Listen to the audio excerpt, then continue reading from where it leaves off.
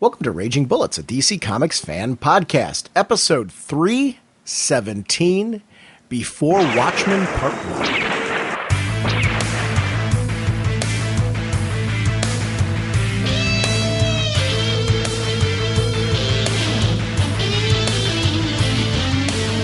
Welcome to Raging Bullets. I'm Sean Whalen, drnorge, and I'm joined, as always, by my co-host Jim. Greg is my best friend, so says the sensei of the whatnot, Segulin, and the Duke of you-know. How's it going, eh?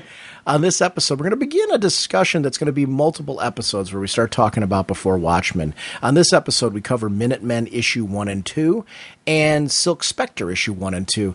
And the intro of that conversation, too, we have a great chat about what's working with us with the whole Before Watchmen thing, you know, how we felt initially about it. So it's a fun kind of like lead-in discussion as well. We are proud members of the Comics Podcast Network and the League of Comic Book Podcasts. Sponsoring us this episode is DCBService.com and InStockTrades.com. Over at DCBService.com, it's cool what they're doing this month. There's a 50% off of all DC trades and hardcovers, the new ones. So any of the new trades and hardcovers that they're soliciting, you can get a 50% off. It's a great deal. Go check out DCBService.com. Remember, they're a digital partner, so every one of your digital purchases, it doesn't cost you anything more to do this, that you do on their site earns you 5% credit towards DCB service orders. So remember to make sure to do all of your digital shopping on their site so you can get that credit towards additional savings from DCBService.com.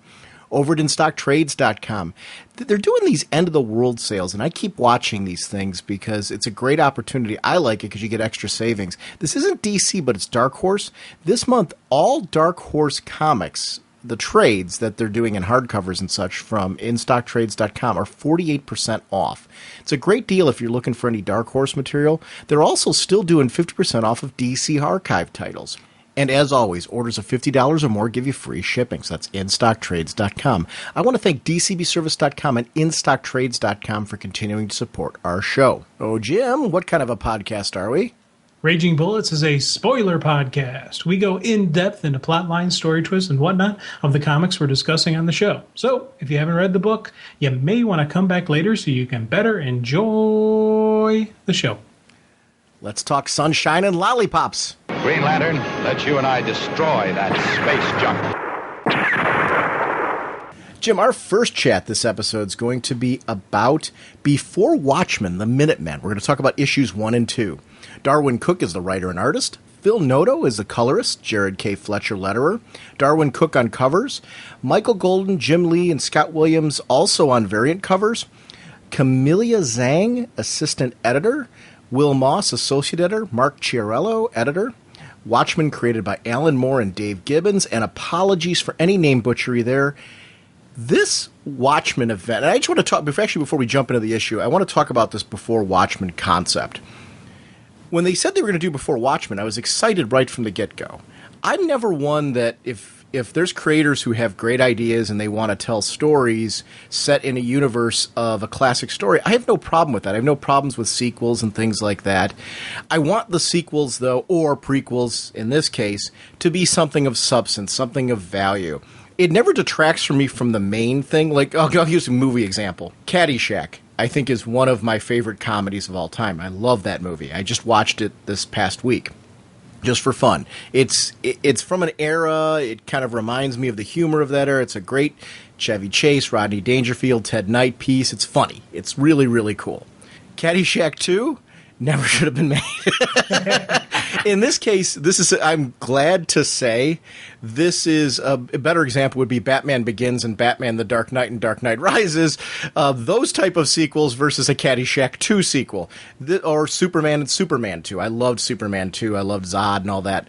This is that type of sequel, prequel. It's something of substance, something of value. The creative teams that are on each of these projects clearly understand the source material, but also they're not beholden to just do what was expressed in Watchmen. They're taking it someplace else, adding some fleshing out, while at the same time not losing what Moore and Gibbons originally did in the original work. There's some keys there. These, at the core, these still feel like those same characters, but I feel like I'm learning more about them. I feel like I'm learning things and seeing aspects of them that I never saw before. That was the key to this whole thing for me. And so far, we've had the Minutemen released, we've had Comedian released, Silk Spectre, Night Owl, and Ozymandias released. I can say that for all of them. I think it's been a very good event because of the fact that these are books of value and of substance. They needed to be miniseries. Are you feeling the same way about this as a whole? Oh, definitely. Definitely as a whole. This is one of those where each one of these titles I'm enjoying. Each one of these titles, I'm like, this is a good story. This is kind of neat. There's some that I do like more than others, and it's just because I like the character a little bit better. I like the story being told. I like, there's variations in what's actually happening. So I'm like, oh, okay, I'm liking this. I wanted to see where this is going to go. But I can't say there's any of these that I dislike. It's 100% across the board, enjoy, approve, and glad it's around. I was excited. I was nervous. I was like, what's going to happen? Where are we going to go? And then they started announcing creative teams. I'm like, okay, this is going to hit. This is going to be a good, solid story because they were putting creators that I enjoy. They were putting writers and artists together. Then I'm like, oh, that's going to be a nice combo. That's going to look sharp. That's going to be a neat story. And so right from the beginning, I was a lot of the nervousness, the anxiety I was having immediately got dispersed once I started hearing the creative teams. And this is something that's really paying off, and it's living up to the hype I had in my mind. And one of the things I'm really exceptionally glad about is where I thought some of these stories would go before I started reading anything, I was wrong about, and I'm happy with what I'm getting as opposed to the craziness I had in my mind. You mentioned nervousness. Is that something when you heard the project announced that they were doing Before Watchmen, and there's no right or wrong in this because you're not alone, were you nervous about there being a Before Watchmen? Oh, definitely. Caddyshack 2 is a prime example. Okay. You can sometimes, and especially for me, I try not to do this, but I can, if there's another story, it can damage my memory and enjoyment of something I've seen before.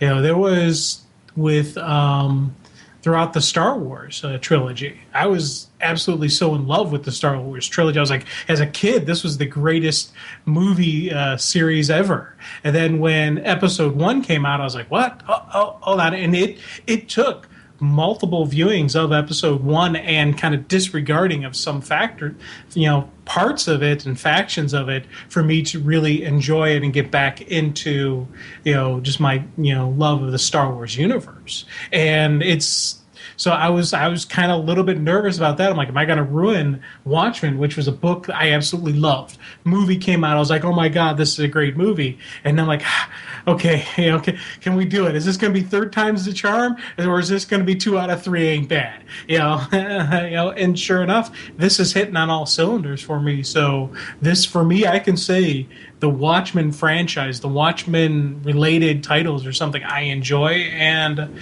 I'm very happy and satisfied with what I'm getting. See, if it's something that I enjoy, and you're not wrong in that because you're not alone. So, I mean, this isn't disputing you. This is more sharing my personal way that I view things like this.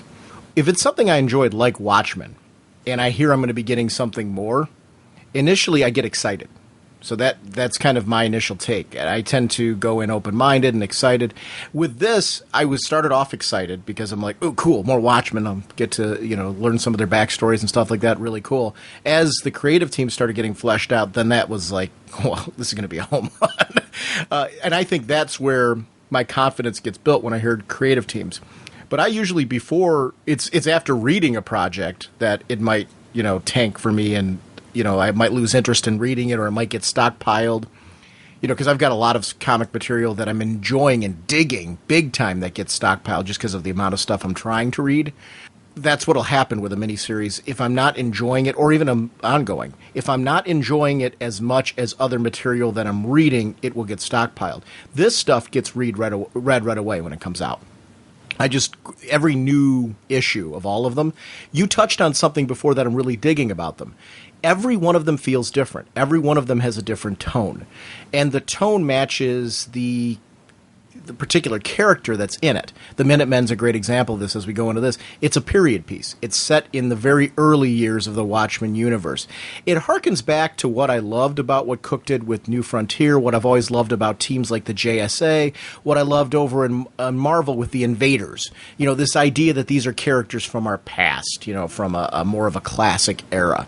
And I love that Cook's art, and he embraces that and really sets this tone. Even in the opening page, you see the guy sitting down by the fire reading a book.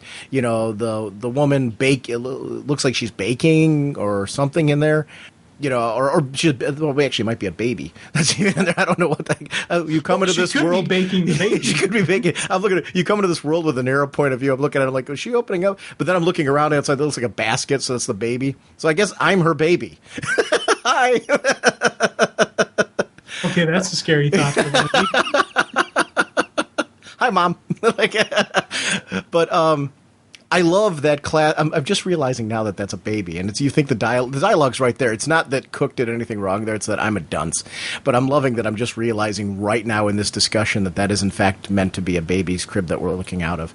I guess I wasn't relating to the fact that I'm her baby before this moment, but I love when Cook does this period piece kind of thing. We go into the comedian. It's a much more violent, much more like he's not clean at all, and it's a book that's down and dirty and gritty. Silk Spectre is kind of a coming of age, finding yourself title, which I'm digging.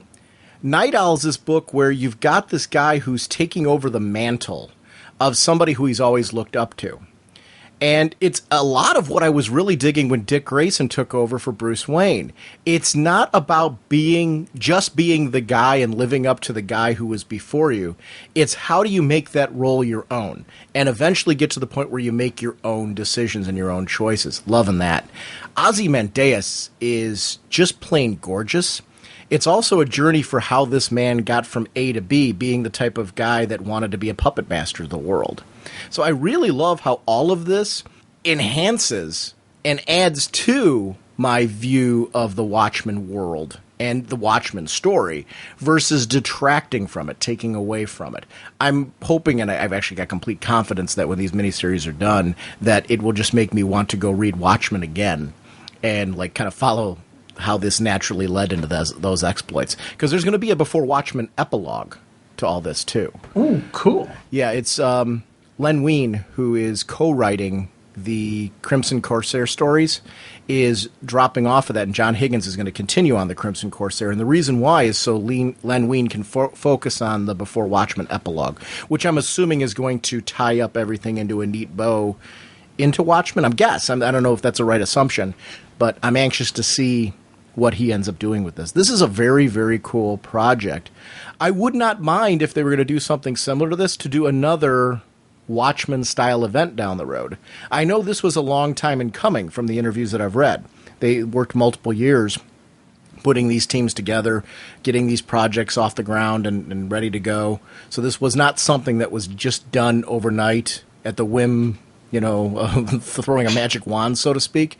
And it shows. This is really a tight event, and it's working really, really well. If they do something in the future with Watchmen again, they need to really follow this template that they've crafted here and do this kind of thing. If not, I'm very happy with this being an isolated, super cool thing. Oh, definitely, yeah. This is, something that it has, as I said, it has really just relaxed me and got me excited and enthusiastic. So if they were to announce another Watchmen project after this, I can pretty much guarantee I wouldn't be nervous about it. I would be like, oh, great, cool, there'd be more of it, because I'm seeing how they're doing and what they're doing. And so, but do you have a favorite of these? Do you have one that you put at the top of your stack? Because I definitely have a favorite. I would. Part of me wants to say Minutemen, but then when I was rereading all these, and specifically on this episode, my focus has been to prepare for the Minutemen, Silk Spectre, the Comedian, and Night Owl, because I'm figuring we're not going to get to Ozymandias on this show. I don't know that we're going to even get to Night Owl on this show, but I reread those, and I got to be honest. As I was reading each one of them, I was saying, "Oh, this one's my favorite now. This one's my favorite now." So no, and it is the differences between all of them. I think if they were crafted in the same way, I think I would probably have leanings towards one over the other. But I'm just being 100% honest and saying I'm looking at this as a whole big event. And I love that when I'm reading Minutemen and I read the first 2 issues together, I'm totally engrossed in that world. And it's really contained and tight and well written. And Silk Spectre does that. I like that these don't cross over into each other, except, that they should note the histories that are being crafted for them when necessary. But I don't feel like I have to read Minutemen to understand Night Owl. I don't need to be reading Comedian to understand Silk Spectre. They're focusing on the right things. It just feels like they're a part of the same world, but very tight, very contained pieces. And I don't know. I'm digging the whole thing. Obviously you do. So what are your favorites? I'm actually very curious of that, because I don't have one, and I don't want to just throw it out there for the sake of saying that, because that's fake. And I don't really have that kind of passion to say, ooh, I want to do that. I'm passionate about the event. Which ones are you passionate about? Well, my top of my list is the Night Owl. This is, and it's funny because as you were talking about how you were excited as you were about Dick Grayson, carrying on the mantle, it was that same type of energy, that same type of feeling that I was like getting, and really delving into Night Owl, who was a character. I was like, man, this guy is a really neat guy. And he was one of the ones I really wanted to learn the backstory. I want to learn more about him, what makes him tick, and especially, when we start talking Night Owl, some of the changes in him from issue 1 to issue 2. And I'm not even just talking about the growth of him as a hero. It's just this side of him that I never knew existed, that I never thought was out there. This is the one of the characters that I really like, okay, what are they going to do with this? Where's this going to go? And I had kind of some ideas running around in my head. And when I started seeing who Daniel was and where he came from and everything about that, I was like, oh man, this is a really cool story. This is something I'm really glad I learned and I get to know about him, and I want to see where this continues on. And it's a really neat tie-in to what we currently have, what I currently know about the character. So this is one that really, it hit me right from the start, right from go. I was like, oh, this is kind of cool. And the other one was Silk Spectre, because she was a character that when they announced Silk Spectre, I didn't know if it was going to be about the mom, about the daughter, and then like about the mom and daughter. I'm like, okay, what are we going to get here? And it was this, and bam, as soon as I started just, getting into it and started seeing the story laid out, and especially, this was a really, both of these 2 books, different art style, but both of them just so fit what I was getting. I was like, man, this is nice. I'm visually, I'm loving what I'm seeing, and story wise, I'm reading some really cool stuff. And Lori's a character that I don't want to say I didn't like her as a person, but there was moments and times when I was like, what? Well, come on, relax, deal with it, and you're seeing now why she had such a tough relationship with her mother, why things were so difficult, and how she was, kind of, suppressing, repressing, being the hero, why she was fighting from what she was and trying to deny it, and this, and you learn, it gets at a whole nother level of other than she doesn't want to be her mom.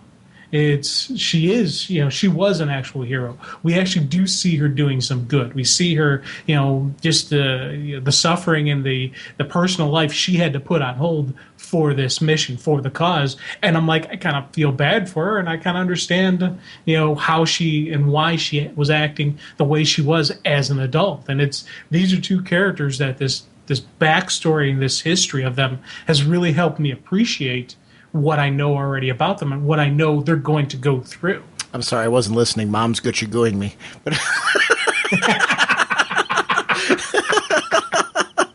no, I totally agree. That's actually one of the nice things about this is I don't know that with the initial announcements we knew 100% what the focus is going to be. When you were talking about Night Owl, one of the things I like about Night Owl is I feel like Minutemen is a companion piece to that book.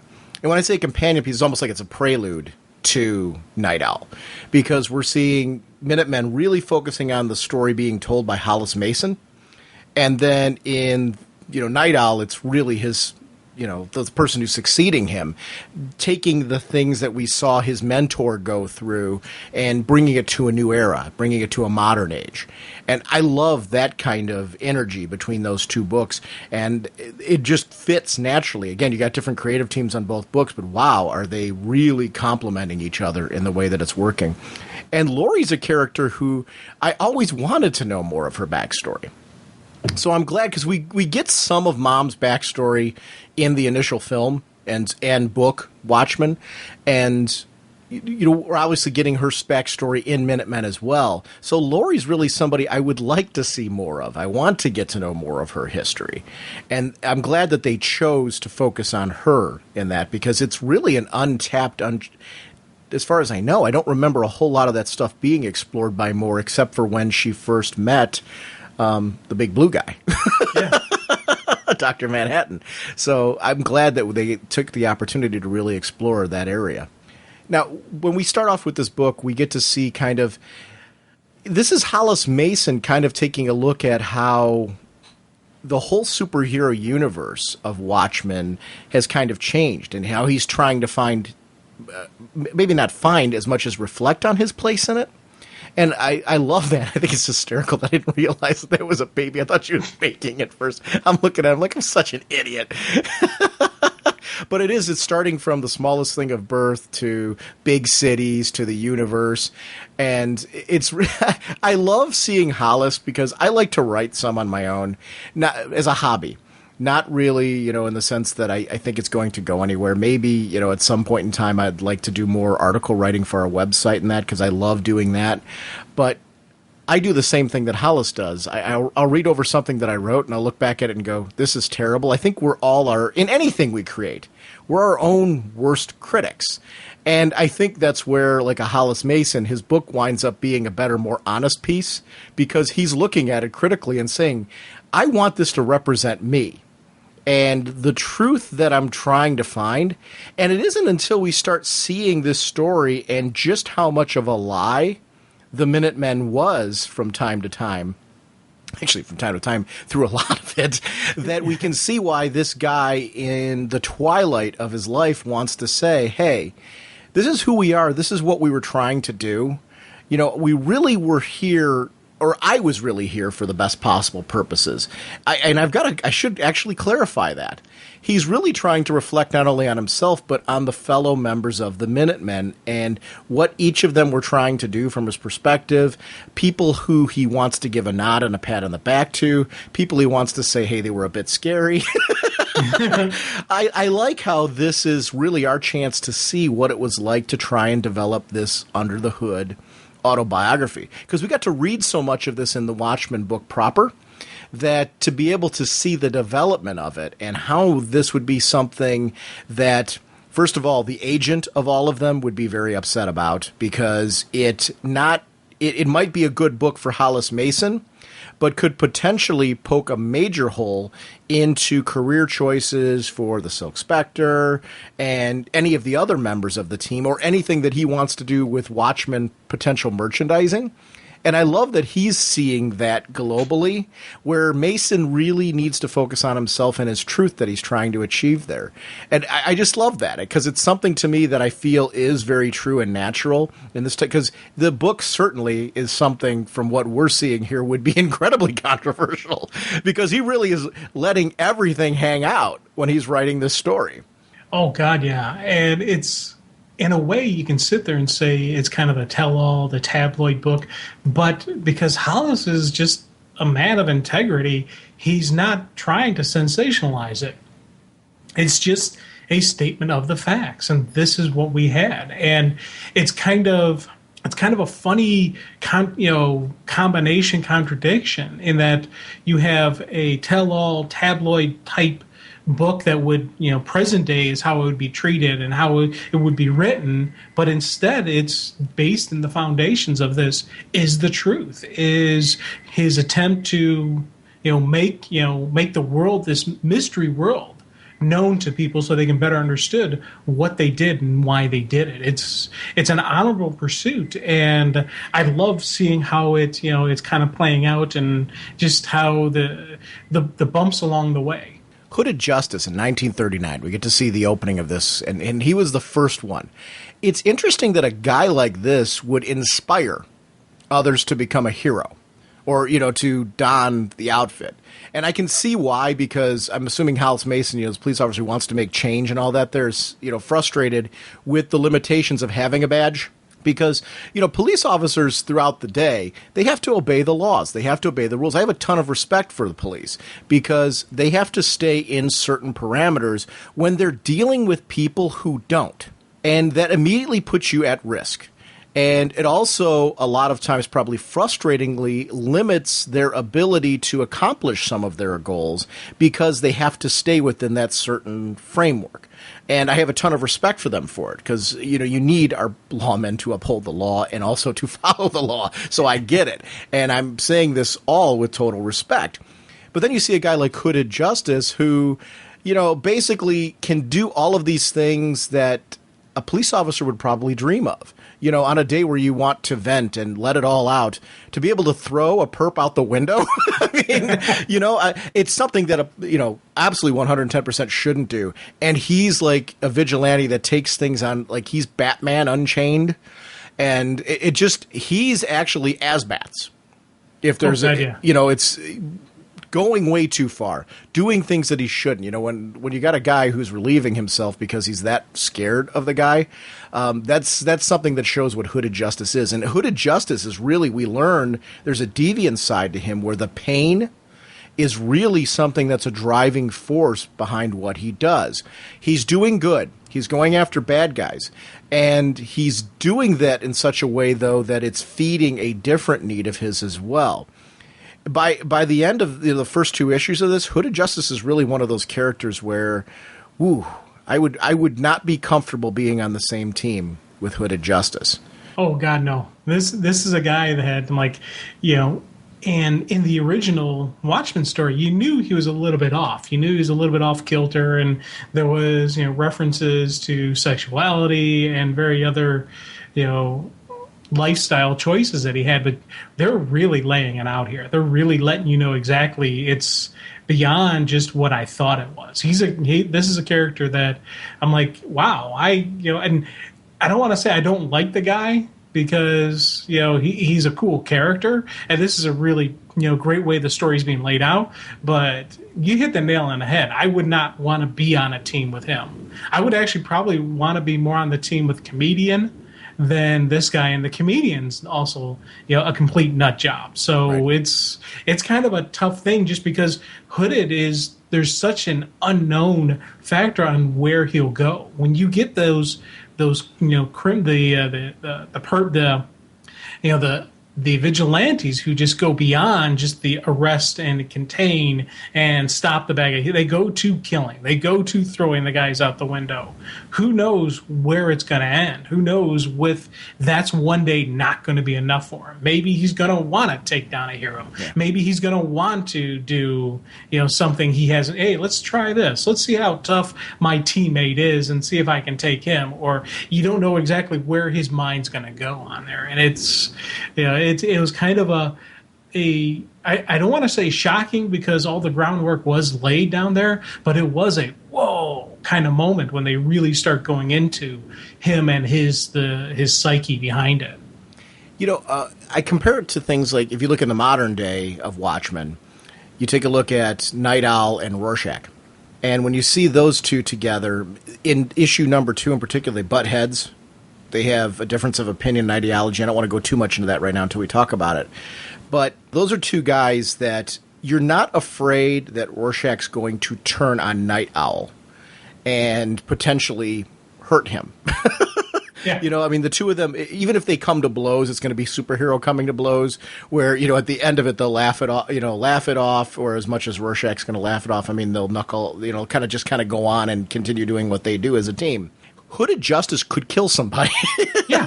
I really feel that he's somebody on your team. He's your loose cannon. And it's funny that you talk about the Comedian. I think he's a loose cannon as well, but I think Hooded Justice is one step beyond him. I'm with you on that. And neither of those two, if I was making up my perfect team, first of all, I probably wouldn't choose any of these people. for various reasons, except Night Owl. Night Owl I would have on my team. And I honest, there's actually a couple of them. As we go through them, I'll tell you the ones that would stay and that would go on my team. But Hooded Justice would not be on my team in a million years. He would not make the original casting call. That would definitely not happen because he is terrifying, just like Night Owl's saying in that moment. Let's talk about Sally Jupiter. She's first of all, I love it because I think this is very contemporary, very modern day. This could, with reality television now, this so could happen, and this so would be like something we'd all be glued to if it was done right, realistically, and wasn't too cheesy. I guess the way it's laid out here wouldn't work as much, but they could modernize this and really could pull something like this off and make it work. Because of that, she would not make my team if I was making a real superhero team. But I loved how this all worked, how it was a different era where you could see an opportunity to have a couple of two-bit thugs, actors, things like that, to be the thug, a payoff to the police. This is stuff that wouldn't work today. You know what? I'm going to disagree with you on a couple stuff. First off, I would have Sally on my team. Now, and it's funny because I never really liked the character. I always thought she was annoying. I was like, come on, lady, back off. What the heck? She was, one of those characters that kind of, she rubbed me the wrong way. But seeing kind of just, I can see her being a reason for her being on the team. And it's part of it is, the pretty girl. Part of it is, just the whole media hype on it. She's got good media presence to her. She's a good, face for the team. And I would have her on the team. I don't think, she would really do any harm to the team, personality-wise and or mentally instability-wise. So I think that's a plus. Okay. But, and I think her weaknesses, I think with the right training and with the right coaching, she could actually turn more into a better hero, a better vigilante. But she would, I think she's, in her head, she's doing it for some of the right reasons. She thinks she's stopping bad guys. She doesn't realize that this is staged. She doesn't realize that, this is fake. She's thinking she's actually taking down some guys. It's her man on the side. It's her agent who's doing all the underhanded, the sneaky, the wheeling dealings. I'm talking in the beginning of it. By the end, she realizes what the score is. And I think that's one of the things that affects her and, drives her more into drink and more into pushing her daughter and just all the negative stuff that I didn't like about her, that I saw in Watchmen. Here, there's this girl who thinks, hey, I'm a hero. I'm doing the right thing here. And she's going to learn, hey, guess what? You're not. And, it's kind of, for those reasons, I think if I was in charge of the team, I could actually, coach her a little bit, train her, and she could actually be a productive member as opposed to just a figurehead face of the team. Here's where I disagree with you. I don't think she has the drive and the motivation for the training that you're talking about. I don't think she's there for that. I think she's there for the magazine covers, the photo spreads, things like that. I think she likes the notoriety of taking down the criminals because it gets her picture taken, and she loves the photo ops and things like that. I think she's Booster Gold before Booster Gold got his act together. I don't think, though, that she would take the same path that Booster has to become that hero. I did like when the team got together, and we'll talk about it when we get to their first little mission over there. I like when the team got together, how she was acting as a distraction and stuff like that. I think she's good for things like that.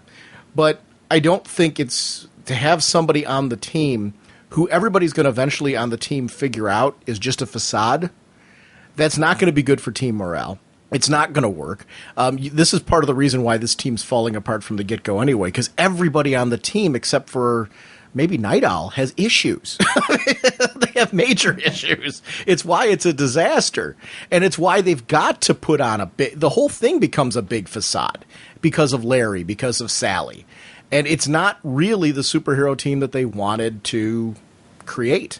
I think the idea was good that Captain Metropolis wanted, bringing this team together, but I don't think I think the reason why it didn't turn out is because look at the band of misfits that they put together. That's what I find so engaging about it, though. It is this band of misfits. I like Sally. I love her character in this. I agree with everything you're saying. I don't think that she has the motivation to do the training that you're talking about. If she did, I'm with you. It would work because she has that notoriety. There's a public, there's an advantage, I think, to have that person who can be a public face to your team. But I don't think that she has the drive to become the kind of hero you're talking about. See, yeah, I think she could do it. And this is just going to be where we're going to agree to disagree, because I think your Booster Gold analogy I think is spot on. And if she had the right person, coaching, I think she could do exactly how Booster turned himself into a real hero and actually started doing it for the right reasons. I think there is that motivation in her, and part of my thinking behind this is you see later on in life how, when she comes to terms, when she really realizes that she was just a face, she was just how it eats her up. And that's, I think, I'm talking in the Watchmen series, and you saw in the movie just how she was really heavy into drinking, how she was really bitter at life in the end there. And I think that bitterness comes from her realization that she wasn't really a hero. And she wishes she had been, and she wishes things had been different, and she should have been something. And I think that regret that I see later in life could have been turned into something positive, as when she was younger and when she was physically able to do it. I disagree. I think the reason why she's so bitter later in life is because her career dried up. People stopped caring. They were no longer interested in her. And I think that led her down her path. And she was trying to live through her daughter to make her daughter recreate what she had. And it's where the two of them are having such issues. So I don't think that was her motivation. Her daughter I would have on a team in an instant. Oh, God, yeah. Especially after reading Silk Spectre. And I think where her daughter veers off and becomes her own person in Silk Spectre is the reason why I think the daughter has grown beyond her mother. And I think that's where the distinct difference is. Everything you said about the mother with the training, I think the go-to person's her daughter, because her daughter has the motivation you're talking about. Her daughter is the Booster Gold, where mom, I shouldn't say the Booster Gold, because that's where the analogy kind of drifts. Mom's Booster Gold, and the daughter's kind of looking at mom and going, hey, mom, there's more to this. And I think the Booster Gold analogy does veer off, because if you put the two of them together, I think they're more Booster Gold than if you separate the two. Because I think the daughter's the side of Booster that you're talking about that has the motivation to become the better hero. Whereas I think the mom always was about the public eye. And I think all of the advice she's giving her daughter is career advice to be in the public eye, not career advice to be a better superhero. There's a huge distinction between the two. And I think the mom's more concerned with the career, whereas the daughter, I think, really is concerned with social injustice.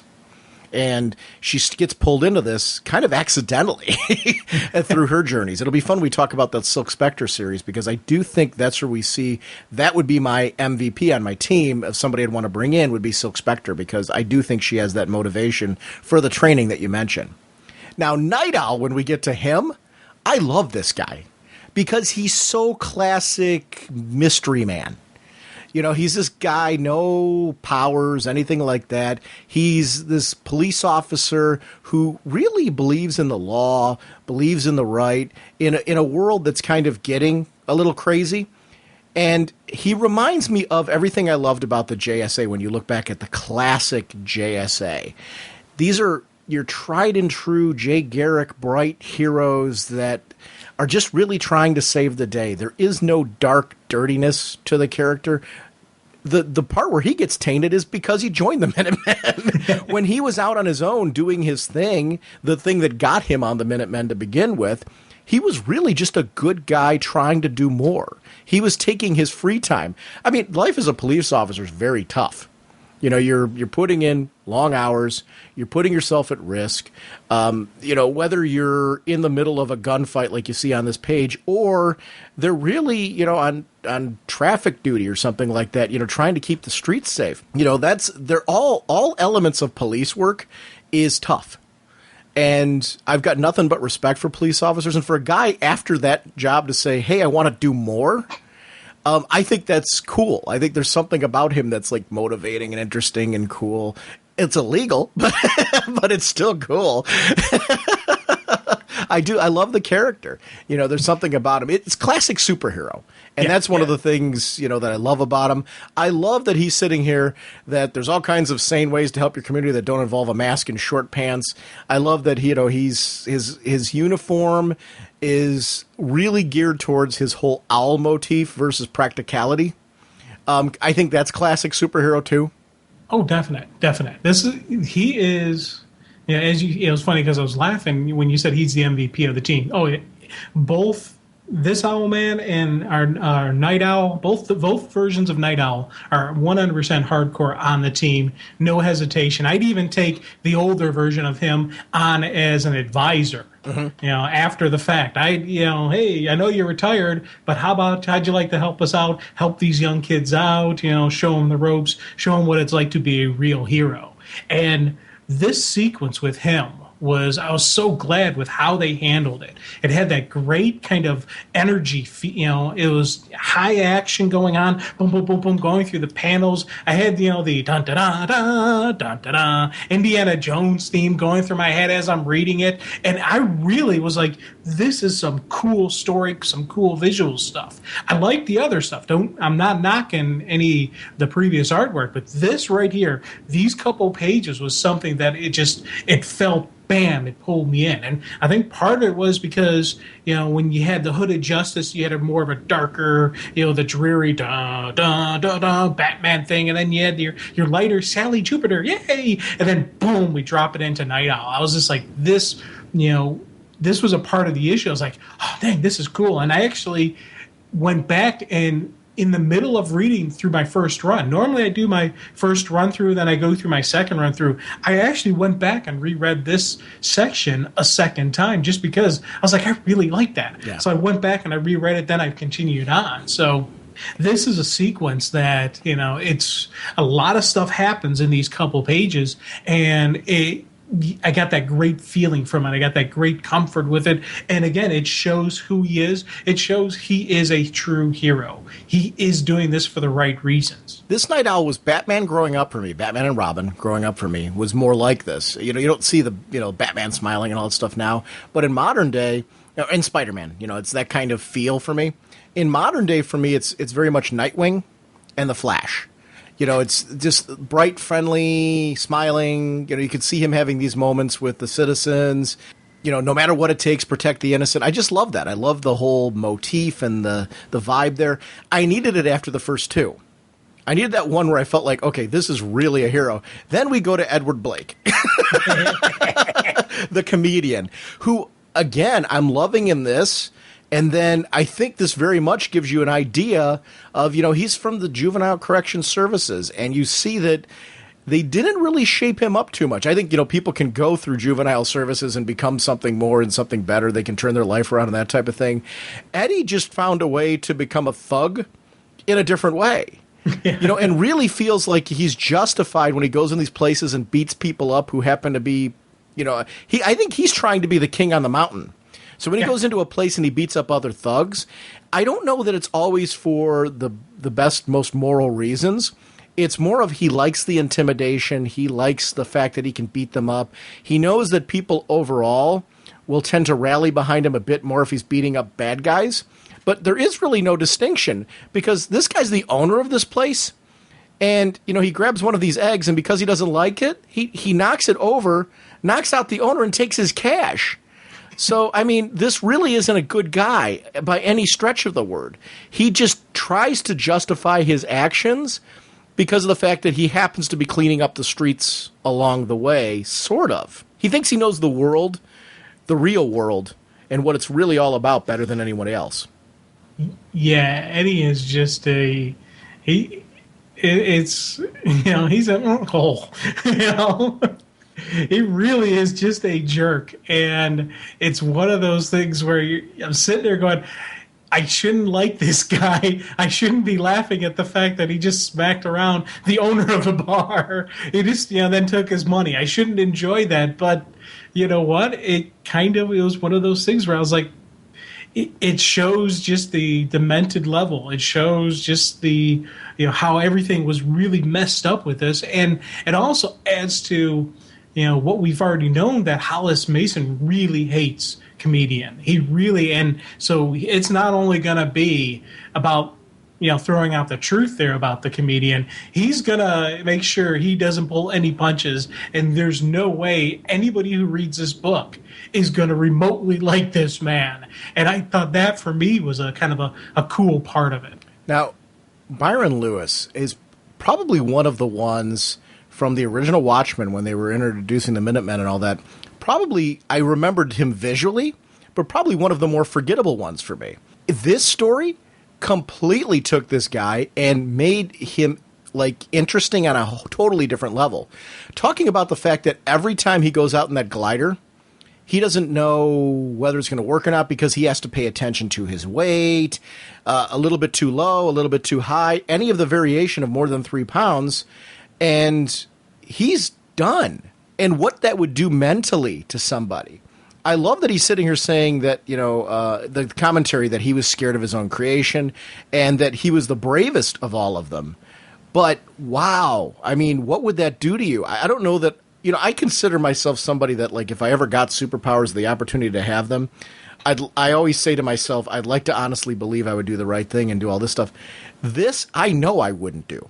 Oh, God, no. if I knew that a variation of 3 pounds either way could cause me to go splat or whatever, I'm not jumping in that thing. I just know that. I mean, as much as we talk on this show and geek out about how much we love to fly and stuff like that. If they're sitting here putting me on a scale, I'm sitting here saying, wait a minute. When I'm putting on all this gear, does that weight matter too? I mean, what's going on here? I don't know that I want to go and fly over. I'm looking down like he is right there, and I love the perspective of him looking down. I agree totally what Hollis Mason's saying, that this guy's brave. But here's one of the things, when he's doing his Dutch courage thing right there, I'm not doing that because that's adding on weight.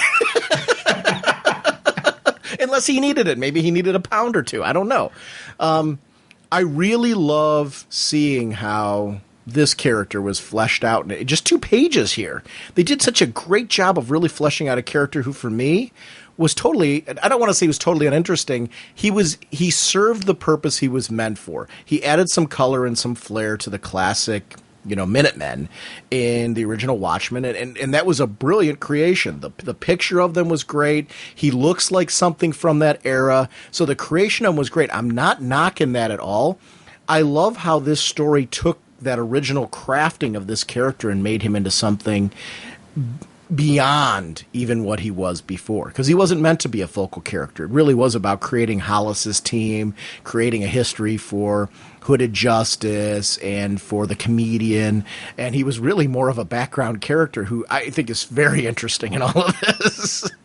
The thing I'm liking about this is the fact that we're getting real world physics in this, because there is some serious, whenever you have any of the exploration channels or any of the science shows do the superhero stuff, they always go into wingspans. They always go into the fact that, a character like Hawkman, could he actually fly with wings? Could he actually, just body proportion of how big the wings would have to be to actually support his weight. Here you're getting a exploration and a look into that, and the fact that this isn't 100% science, there is a lot of let's find out. I'm not 100% certain if it's worked every single time before this, but who knows, maybe this time it'll be the one time it doesn't work, or maybe as I'm flying I'll hit one pocket of where I don't have enough air underneath me and I start falling like a rock, because as long as the wings are open and everything's going and you have distribution and lift and drag and yada yada, all the other scientific mumbo jumbo going on, you're fine. You lose one of those factors and you go from Mothman to Rockman, where you're just dropping like a stone. And I love the fact that they talked about that and that he had to confront this and he had to deal with this. And that's part of the thing that drove him insane. He wasn't strong enough to handle this. He was dealing with stuff that no one should have dealt with. He's a character who should have walked away and who should never have stepped out over the ledge. But once you do that, there's that addiction to it. There's that adrenaline. There's that I'm doing the right thing. I'm a hero. I got to keep doing this. I can't stop. And it was like, wow, that's really cool. Now, he would make my team. Oh, God, yeah. Because first of all, I think he's a tried and true guy. I could see meeting him and liking him. I love that he's smart and can do physics and all this other kind of stuff. So I think he would be a great addition to the team. So far, Night Owl and him, both of them would make my team with no problem at all. Because I could see seeing him fly and going, I would never do that. But oh my gosh, to be able to have him for recon like he's used in this, I would 100% have him on my team in an instant. Because he's a nice guy. He just seems like a nice, likable guy. He's a guy who would make my team, and I would feel really bad about it in later years. But well, actually, he'd make my team, and I'd modify his concept. I'm like, okay, dude, yeah, you're going to be the aerial recon, but you're going to be aerial recon inside a helicopter, inside a plane. We're not going to have you have wings strapped to your body. We're actually going to use some tried and true physics here. We're going to use your mind and not your physical risk. You'll still be a vital member of this team, but you'll live to tell about it, and you won't have to worry about, is this the day I die? Dollar Bill. Let's talk about Dollar Bill. Dollar Bill would not make my team. First of all, I love the concept of Dollar Bill because he's the movie guy. You know, he's done from the film reels and all that kind of stuff.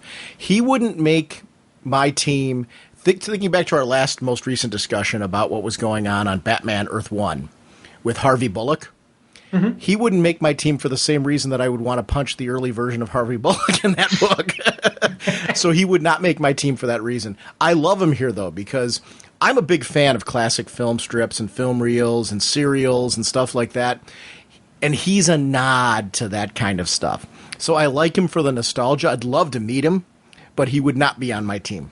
Yeah, I'm going to co-sign on that one. Even though in a way I could see myself becoming Dollar Bill.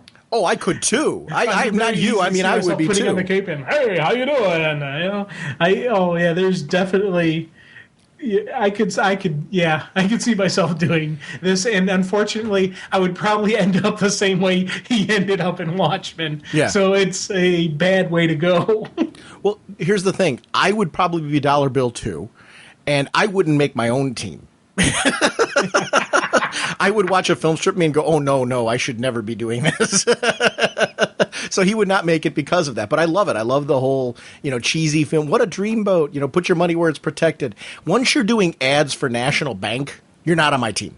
That's automatically getting you off of the team. Who would make my team, though, is the Silhouette. So I got 3 people from this book so far that would make my team for sure. It would be Night Owl, Mothman, and Silhouette. For sure. I love her conviction to her cause. I love that she's really there for the right reason. She fills that kind of Batman-y kind of role that we would get from Hooded Justice, but she's not going to kill the other team members.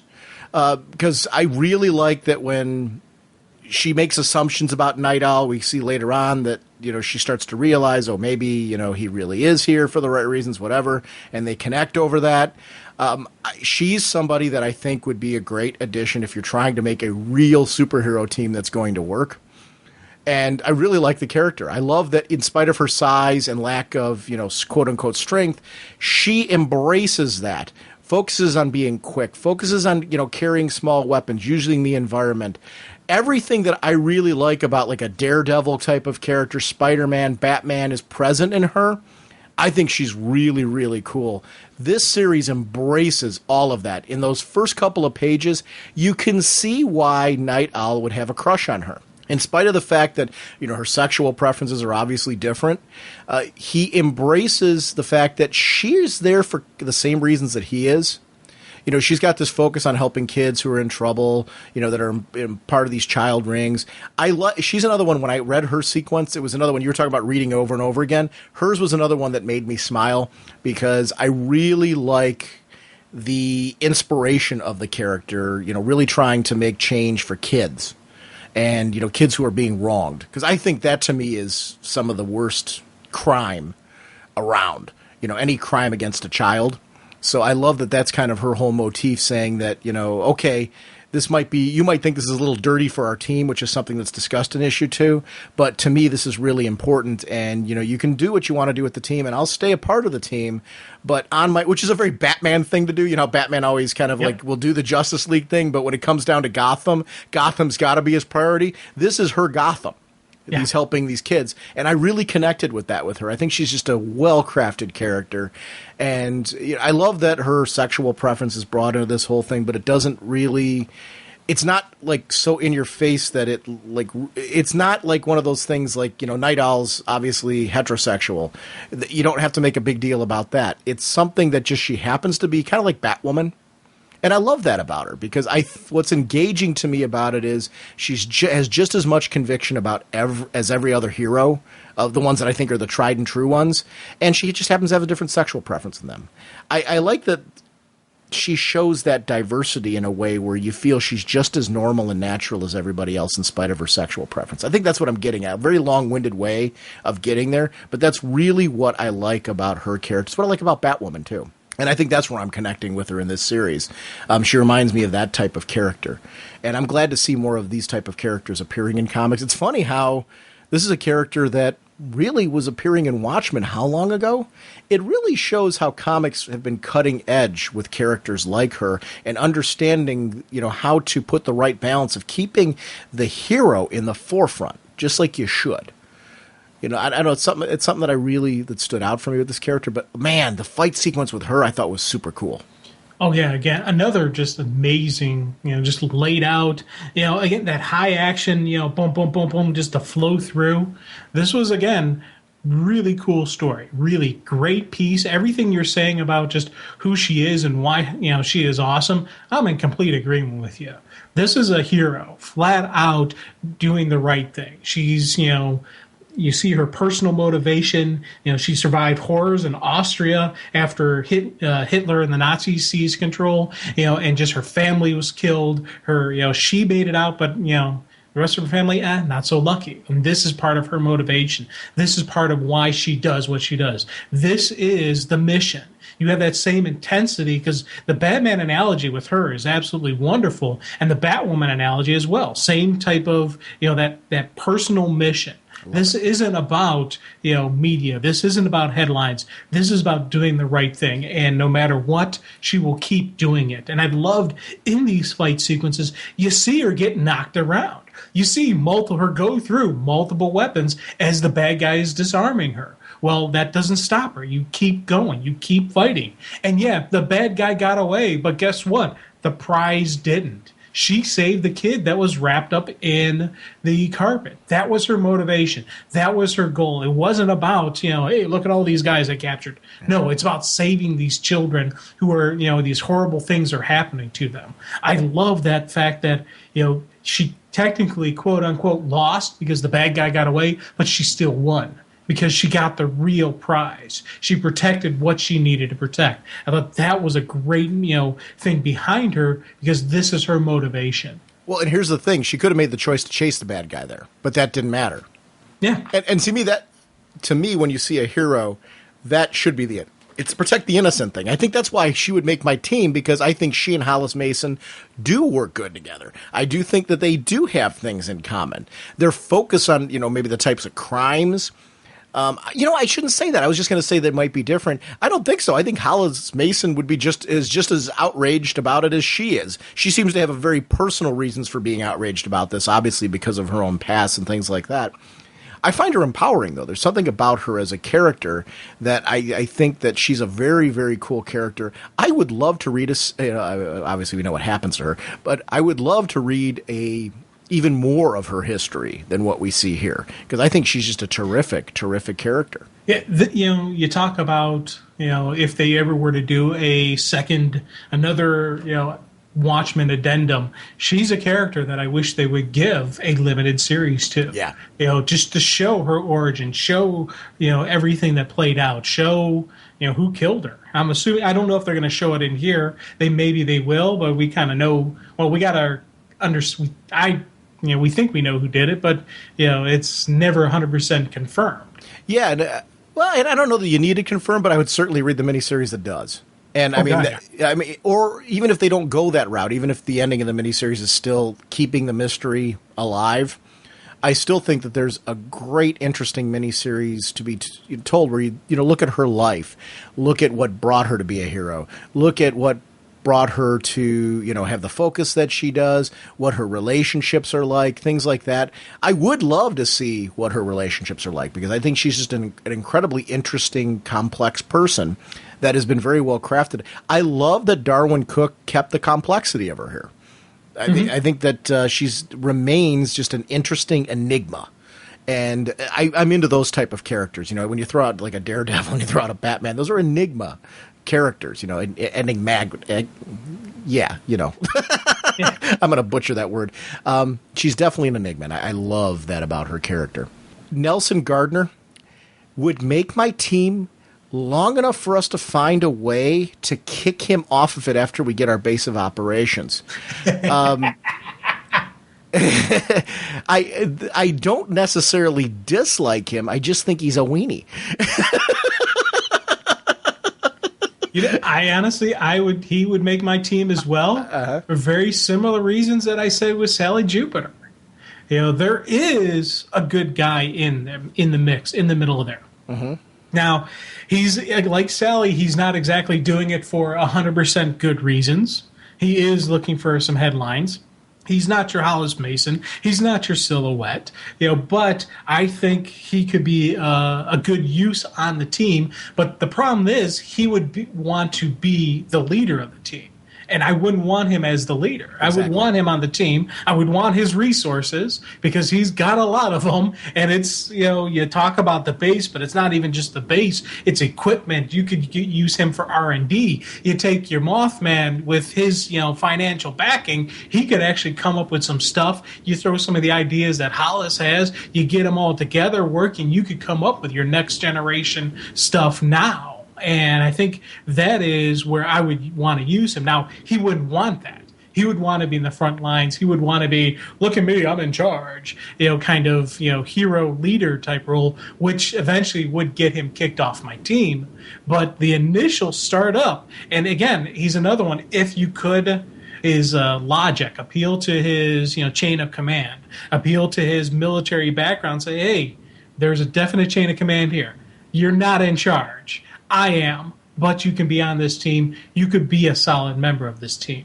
Maybe he could make the turn. Maybe he could do the booster and become a good guy and start fighting for the right reasons. Maybe.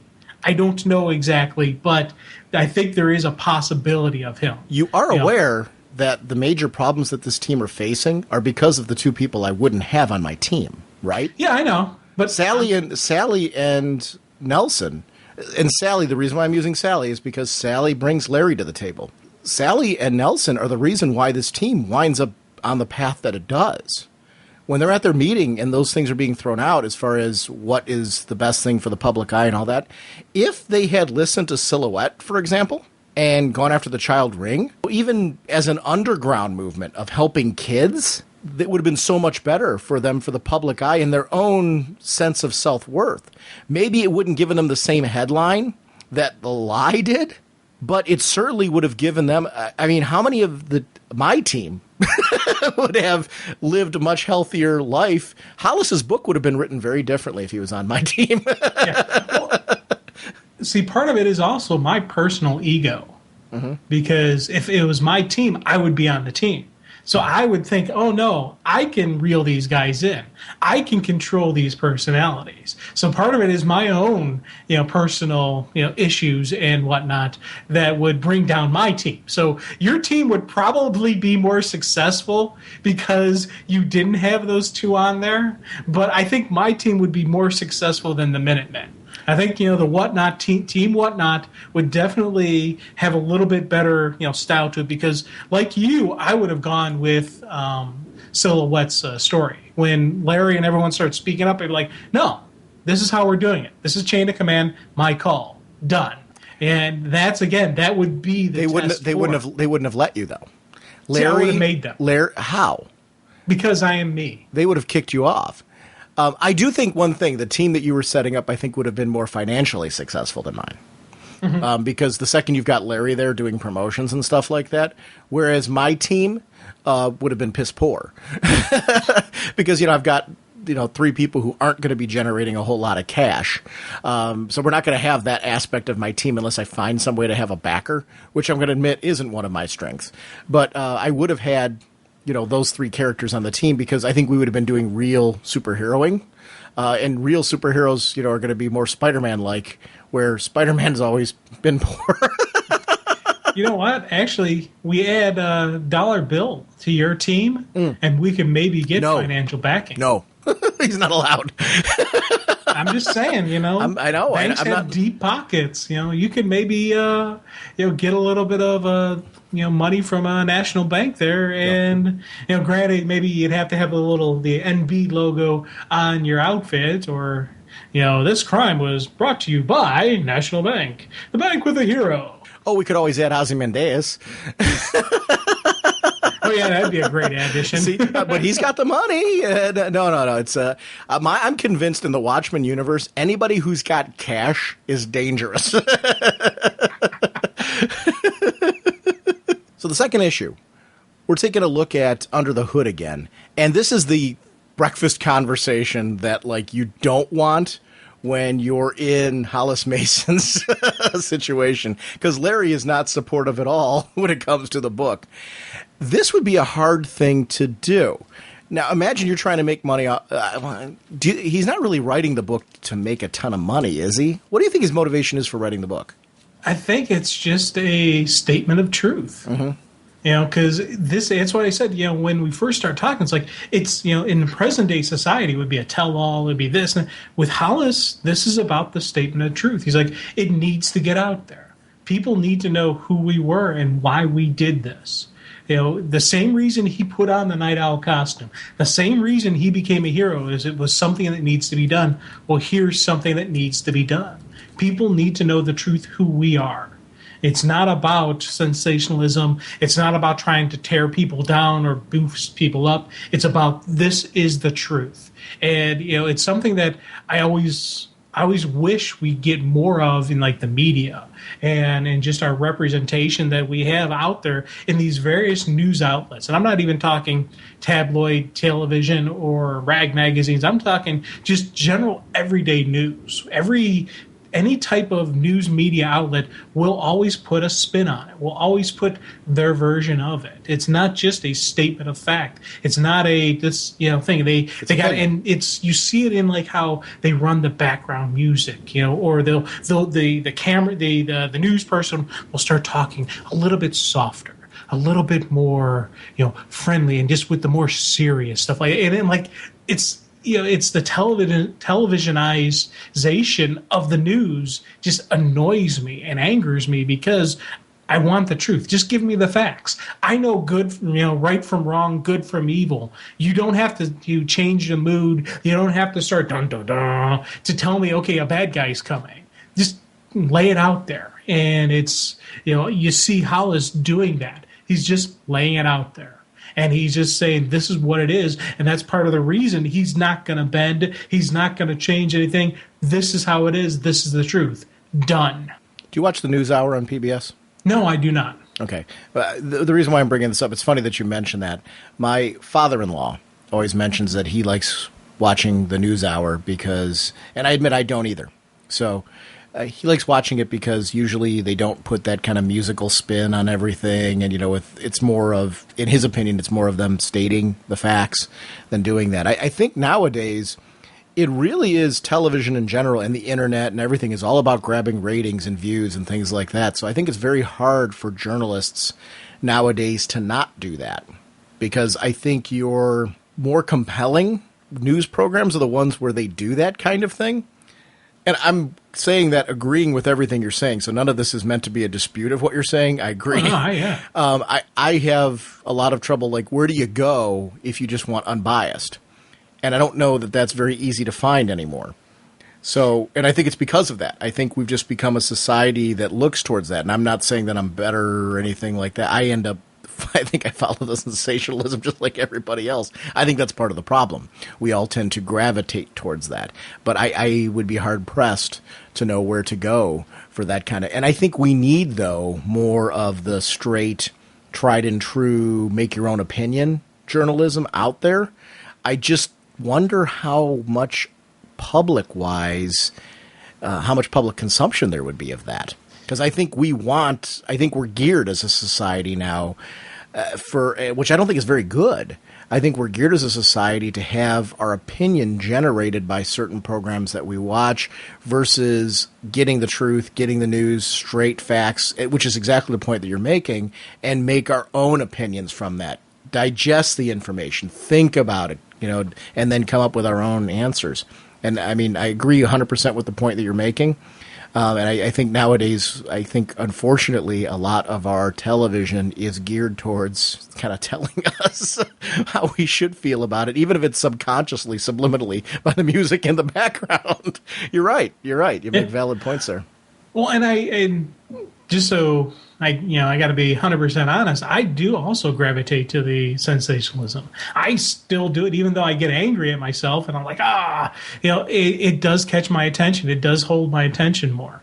And I think if they did do the straight news, just the straight flat out boom, it probably wouldn't do as well, and it would be replaced very quickly because we live in a society of ratings numbers. Well, hey, it's your news has to have a certain ratings because you got to sell the commercial time between the news stories, and you got to have this, and it's the lead into this show. So you want your news outlet to be popular because that's the lead into the evening television shows, and you got to have a strong lead in, and there's all the different nature of what we are and who we are that just it annoys me. And in a perfect society, we wouldn't need that, but guess what, we're not a perfect society anymore, and there's issues and there's complaints and there's reality coming out. And it's something that I digged about when I first read Watchmen was it not just gritty in that the gritty story, the gritty that it does show the underbelly of society. It does show us, it throws it out there flat in your face. This is some of the problems with the world. This is some of the problems with America. This is some of the problems with humanity right here. And in these series, and all of them, in really some cool stuff going on in Minutemen, you really do get to see that underbelly. You get to see the darkness. They're not hiding it. They're not concealing it. They're saying flat out in your face, boom, here's the negative. Here's the nasty. That's one of the things I always liked about Watchmen. And I love that these miniseries are embracing that. It's the social commentary. It's you can connect, even though this is a different era, you can connect with some of the things that are wrong today. And I think comics do that in general very, very well, where they'll, talk about current social injustice and social commentary and things through the stories that they're telling. And I think that's always interesting to get you thinking. And just to get those ideas running in your head. 1939 was the year that Mom let me out of the breadbasket, because you can see me over to the left with my suspenders on, running towards the car when Hollis Mason was there. That was me. I love this visual here, because I love the girl wearing Hollis's coat. This is definitely who I think this guy is. He's the guy that was in the neighborhood, but he's the Irishman in the Italian neighborhood, and they've grown to respect him. Or, think that he's okay because of the fact that he does these nice things, and they know that he's a what you see is what you get kind of guy, which everybody likes. That's one of the things I love about Hollis Mason. He reminds me very much of a Jay Garrick, of a Flash. I need more heroes like this. I love your dark, gritty characters. I love your Superman-style characters, but it's great to be reading some characters that, are part of a neighborhood, things like that, and you see that people really like them in and out of the costume, that likable guy who's just trying to make it, Joe Everyman, or Joe who we want to be, and I think Hollis Mason's one of those guys that you sit there and go, I hope that people would think of me more as a Hollis Mason than anybody else. And this is one of the reasons why I say he's my MVP on my team, because Hollis is one of those guys. How could you say no to him? Yeah. And I love that whole sequence with him. Yeah, when they start doing the roll call, the auditions for the heroes, man, this cracked me up because I'm sitting there looking at Hank. And I'm like, Hank, okay, I hate to admit it. You could put the word, take out Hank, and you could probably put the word Jim right there. I could just, I would like to think that I'm smart enough that I wouldn't actually try this, but part of me thinks, I think, I think I'd probably go with that. Maybe my costume would be a little bit better. I wouldn't have a bucket on my head. I'd have maybe an actual mask or something, but, but I'd get the same results as well. Next. It'd be interesting to like sit at a table trying to judge heroes to be a part of this team, because it really is like watching America's Got Talent, because you're walking through, I'm Frogman. No, you're not going to even wind up on TV, dude. Liberty Lassie, Iron Lid, Hank was great. Yeah. And of course then we get to, I like to take my clothes off and do things. I mean, you're like, really? What are you here for? What a great. Well, she's on the team. See, your team's a mess on so many different levels. My team is lacking like people, but well, you could have her on your team, and she could be your revenue generator. Well, there is that point. You see, again, but I'm going back to my point. Anybody who could possibly generate revenue in the Watchmen universe is going to ruin the team. I mean, again, you're right. She could generate the only Liberty Lassie, maybe we could open a bakery. I don't know. But then we'd have to listen to her sing and dance. I mean, I don't. Well, now, she's another one that's on my team. Really? Oh, God, yeah. Because of the brisket? Yeah. And the singing and the dancing. She and I'd have a ball. Yeah, it'd be. I don't think she'd do any good for the team wise, but she'd definitely, she'd be a team morale. She'd be the team mom. She'd be that, okay, before you go out and fight crime, here, make sure you have, some biscuits and gravy. You can't fight crime on an empty stomach. And oh yeah, you just killed Mothman. Again, she would not make my team. I've got a guy on my team who any white variation is going to go splat. I am not putting on a lady who makes brisket. Brisket's heavy. It's filling. He's going down. Silhouette needs to be able to move. We're not putting a lady down there. I'm sure her food's tremendous. She looks like her food's tremendous. And I would love to like be over at her house eating dinner, things like that. There is no way I am letting her feed my team. So, no, she's done.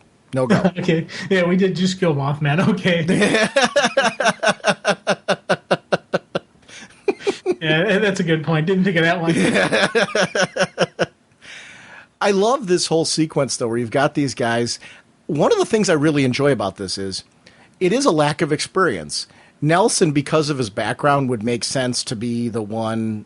You could see where the argument would come from, that he would make sense to be the one to be leading the mission, but also where it goes horribly wrong. And this is something we'd both be guilty of if we were running a team. You think you've covered all your bases, but with a lack of experience doing this type of thing, you would know that like there's some hole, something that you missed. Missing that one detail could set this whole thing spiraling in the wrong direction. They end up thinking that they're going after weapons and explosives and things like that. It's illegal fireworks. They blew up an illegal fireworks ring with a tank. Hey, you know what? Peace to superior firepower. More power to it. But, there is the word illegal in front of that fireworks ring. So right there, they are fighting crime, not exactly what they thought they were doing or how well it was going to go over, but they still, hey, you know what? And again, there's, the advantage of having Larry on your team. You get a nice spin on it. And they blew the whole place up. But this is the beginning of the lie. Yeah. And to be sitting there and holding up a shell, and here's the thing. If you have to tell a story, you did something wrong. And that right there is one of the issues. They had to tell a story because the whole thing was an embarrassment. And when you have to do that, your team's going to automatically fall apart. How are you going to have any confidence in each other, in what you're doing, in conviction on what you're doing, if you have to, in your first major mission, you have to lie to get people to rally behind you? And that's the problem when you've got people on there like Sally Jupiter And if you take a look at the ones who are smiling. You've got Sally, who I would not have on my team. Dollar Bill, who I would not have on my team. Captain Metropolis, who I would not have on my team. Hooded Justice, he's not smiling. He will never smile. He doesn't belong on my team for all kinds of other issues. But the 3 people who'd be on my team, I want you to know, look at their panel. Yeah. They're not happy about this. That's why they're on my team. The artwork doesn't lie. My team members are the only ones that are unhappy about this event. Hey, they're on my team too. They just, But they'd be happier on my team. We'd have no money, and we wouldn't eat well at all. But I guess they'd be happy. I don't know. See, Mothman on my team wouldn't be flying on his wings. I'd what would he be flying on? Helicopter. Wait, what would he be? I'd get him a proper helicopter. Well, that defeats the whole purpose. No, it keeps him alive. But it uses his intelligence, not his physical body. You gotta, personalize this. You gotta modify things. You gotta improvise, adapt, and overcome. So then you're putting Silhouette and Night Owl then in suits of armor, right? No. Well, but wait a minute. So in other words, they're more expendable than Mothman. No. Their fighting style is designed for their outfits. It's that same thing I had where I used to dislike Wonder Woman because I wanted the longer clothes, I wanted the armor, and then I started realizing that the clothing is more fitting towards her style. It's more fitting towards the stick and move, the fighting style. Because I've seen the couple of the Spartacus, the TV series, and you actually see how the gladiators fought and how they moved, and they weren't bulked up with armor, and that was their advantage. Okay, I'm gonna poke a heavy hole in this. This. The whole point of Mothman is you have this guy come in for silent recon. Okay, those wings when he's flying in there, he's not making any noise at all. You're putting this guy in a noisy helicopter. You've taken away the whole purpose of having him on your team. I've got 2 characters on my team, both Night Owl and Silhouette, who require stealth because of the fighting styles that you're talking about. So now we're going to start making a whole bunch of noise, waking everybody up who might be napping, alerting them, because I got this guy in this noisy helicopter doing flybys. 2 words: whisper mode. We have the finance. Hold on. We have the finances. In 1940? Give me a second here. We have the finances from the captain. We have the knowledge and intelligence of Mothman. We have Hollis, who also is a little bit of a tinkerer. We know he's good with his hands. I think you put all those together, you put all those resources together, and we're going to get future technology now. In 1939, yes, you're going to have these guys creating whisper mode helicopters. Yes. So you think Silhouette and all them are going to say, you know what? Let's hang out and spend a couple of years developing whisper mode helicopters instead of fighting crime. How long do you think it's going to take? A week, maybe 2. Okay, and what are they going to build it with in 1939 in a week or 2? Right now, someone's yelling at their iPod going, or their computer or whatnot, saying, Jim, helicopters weren't even invented back then. But I'm going off your whole helicopter thing, saying that they could invent a helicopter. I'm with you on that. That technology they could invent. I'm going to go back again and say that's going to be noisy. So I'm back to my 3 people are much happier on my team. And they're fighting crime for the 2 years that you got people creating whisper mode helicopters. Okay, maybe what we can do is we'll use the finances. I'll have Mothman doing his wing thing temporarily while we develop the other technology that will keep him alive. I'll have a separate team. So now I'm going to use the money that I have, because my team has money, because I have financial banking, financial backing from multiple sources. Mm-hmm. I take that technology and I get the actual really good scientists, the brains of this time period, to develop this stuff for me, because they're on my payroll, because I actually have a payroll. Here's what I'm going to give you, because we could both have teams in this world. I'm taking Mothman, Silhouette, and Night Owl, and we're going to go fight crime. You can create whisper mode helicopters with Captain Metropolis, Dollar Bill, Silk Spectre, and Hooded Justice. Go. You have your day. Now here's what I'll do. What? Here's what I'll do. Okay. You can be a part of my team. And Larry. You can be a part of my team. I don't want to be on your team. You'll be on the strike force. You're going to kill my Mothman by feeding him bakery goods. I don't want to be on your team. You'll be on the strike force with Night Owl, with Silhouette, and Mothman. No. While I got my team, my financial backers, my public eye, and all that. So you'll be under me. You'll be under my command. But don't worry, you got a solid place on my team. I remember my friends. So it's not like I'll have you cleaning out the super bathroom or anything like that. No. We'll have the money and the resources. First of all, my team will not be on your team because we're one pastry away from killing my guy. So no, we're done. Okay. We can't have Liberty Lass, or we can. We just got to make sure she doesn't feed Mothman. Everybody else can enjoy food. He doesn't get any. The funny part is, for as ridiculous as our discussion is, this totally fits the problems they're having at the table. No, it really does, because they've put together a collection of people that really aren't compatible. And that's really becoming a problem. You've got two people that are leading this, really, in Larry and Sally, and Nelson, of course, who really, their focus is very different than other members of the team. And I would include Hooded Justice in that. I think you've got people like Silhouette, Night Owl, Hooded Justice. I guess Mothman, he's kind of an interesting egg to figure out, because the reason why I would put him on my team is for Recon, not because I feel like he has a ton of conviction, just because I think he would work for Recon. But I really think Night Owl and Silhouette work well together as a partnership, and they've got similar ideas. Hooded Justice, I don't know that the two of them could work with because of his violent streak. I think that would eventually become a problem between the two of them. But I do think he's a little closer to them than maybe the rest in his idea of, going after tough crime and things like that. So I think he would work. But Comedian, I think, fits more with Silk Spectre, Captain Metropolis, and Larry in the idea of making money off of this, because he wants to make money. And I do think he will bend to things where there's an opportunity to make money. I think he's the guy they will have to tell more lies because of, to cover the stuff that he does, the mischief, and Dollar Bill would stay with them too. Mm-hmm. All in the whole financial category or public image kind of thing. But that you've got really two very different teams.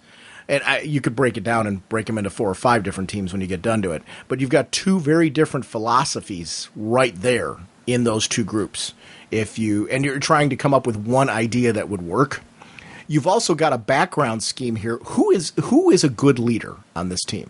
Like, seriously look at them, Jim, and say to yourself, like, I love Night Owl to death, and I think Night Owl is a good guy. I don't know that he has – I like your comments earlier about him being an advisor. I don't know that I would make him leader of the team, though. He fits like what I think of with Alfred, for example. Alfred is Batman's advisor. He's intelligent. He's a good guy. He's a conscience. Night Owl's the conscience of the team. That's how I view him. Very much in that kind of role, the diplomat, the guy that would, like, if you're making a decision, I would go to Night Owl and say, dude, this is what I'm thinking of doing. What do you think? And he's going to give you an honest answer. And, he's probably going to tell you the thing that you don't want to hear about why it might be a horrible thing to do. That's where he's a conscience of the team. I don't see him as being the leader. I don't see anybody on this team who I look at as a leader. Do you? Oh, God, no. They all have flaws. And it's for me, I think Silhouette could be, but the problem is her team that she has around her. Because you see her, it's that whole argument you and I always have about with Superman, reluctant leader. You see right here her leadership qualities. The fact that she's like, I'm not going to sit here and party. I'm not going to sit here and do stupid stuff. I got a job to do. And it's that leadership by example. That thing you've always thrown in my face. And you see it here. Now, she couldn't be the leader of this team because, Night Owl goes and Moth goes, but, that's it. She'll never get Eddie. She'll never get Sally or Dollar or the Captain because they have this different perception of what leadership. They have this different perception and different motivation behind it. If I was actually putting together a team, I would make her the leader. for the reasons of the fact that she's doing this for the right reasons. And I would say, hey, it's her call. You want to go after these child rings? I'm right with you. That's the deal. Let's do this. Now, here's the catch with her. You have to be content with the fact that that's going to be your major focus. Yeah. Because as a leader, that's what she wants to go after, and that's what she's going to push. I don't see her as avoiding other crimes, but it's really clear that if you made her leader, that's the direction the team would go in. And I agree completely with you. And I'm not saying that as a negative. I'm saying, though, the people you put her with and have on her team have got to be prepared to have that same conviction about that. Right. Oh, yeah. And I think it'd be a great team to put together. I agree with you. She'd be a good leader on that team because I think we see her when they break off and have their little side mission there. We see the way that she and Night Owl work together. And I think it goes back to what we've been saying about Night Owl all along. I think she's improved because she has him there as a confidant, as a conscience, whatever. Because he'll be supportive, he will offer advice, he will help the mission along. I think that's what everything I'm saying is because, and it's funny how my team has really been crafted based on who's worked well together in this story, seeing them in practice. And seeing that Mothman kind of fits. This story really sold me on who my team would be. It'd be just those three. Because when they split off, I really like it. So I'm with you. I would go with exactly the team that you're saying and be prepared to say, hey, we need a smaller focus. We're not really so worried about getting the major headline type of thing. We're concerned with being effective. So I will agree with you 100%. She'd be a great leader. Mm-hmm. Oh, God, yeah. And I think she's the kind of leader who would listen to other options, would listen to other problems, would deal with other stuff. Yeah, her main focus, this is her mission, but it's like Batman with his mission. Yeah. There are times when he does deviate from the mission. He does, take on other projects. He does go after other things that require the attention, that require their immediate attention. And I think she would have that same style, that same vibe to her. And it's, when you put the right people with her, she would shine and she would do a great job because I see her not as one wanting the leadership role. And it's, you got to watch, you want your leaders to be confident and to be determined and, to be focused, but you don't want them to be the people like, I'm in charge, me, because you got to question, why do they want the command? Do they want the command for the right to do the right thing, or do they want the command to say, look at me, I'm in charge? She's the kind who wouldn't want to be in charge, but she would step up and she would do what needs to be done. And see, that's one of the reasons why I like these three so well together, because when I see them walking off, I have confidence in them. When we flip the page and take a look at Hooded Justice there, and now here I have so many issues with Larry having this discussion with Hooded Justice.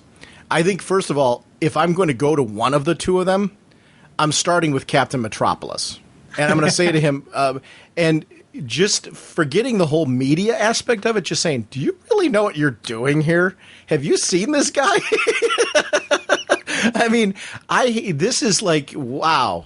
You knock on the door and Captain Metropolis is coming home to meet the parents with Hooded Justice. You got a whole bunch of problems there. I mean, wow. Yeah, that's something I didn't really recall from Watchmen, Captain Metropolis or any of this stuff. Well, there was some alluding. Yeah, they alluded it with Hooded, but not. I don't remember them with Captain. They did. They alluded to it, but it was in passing. Yeah.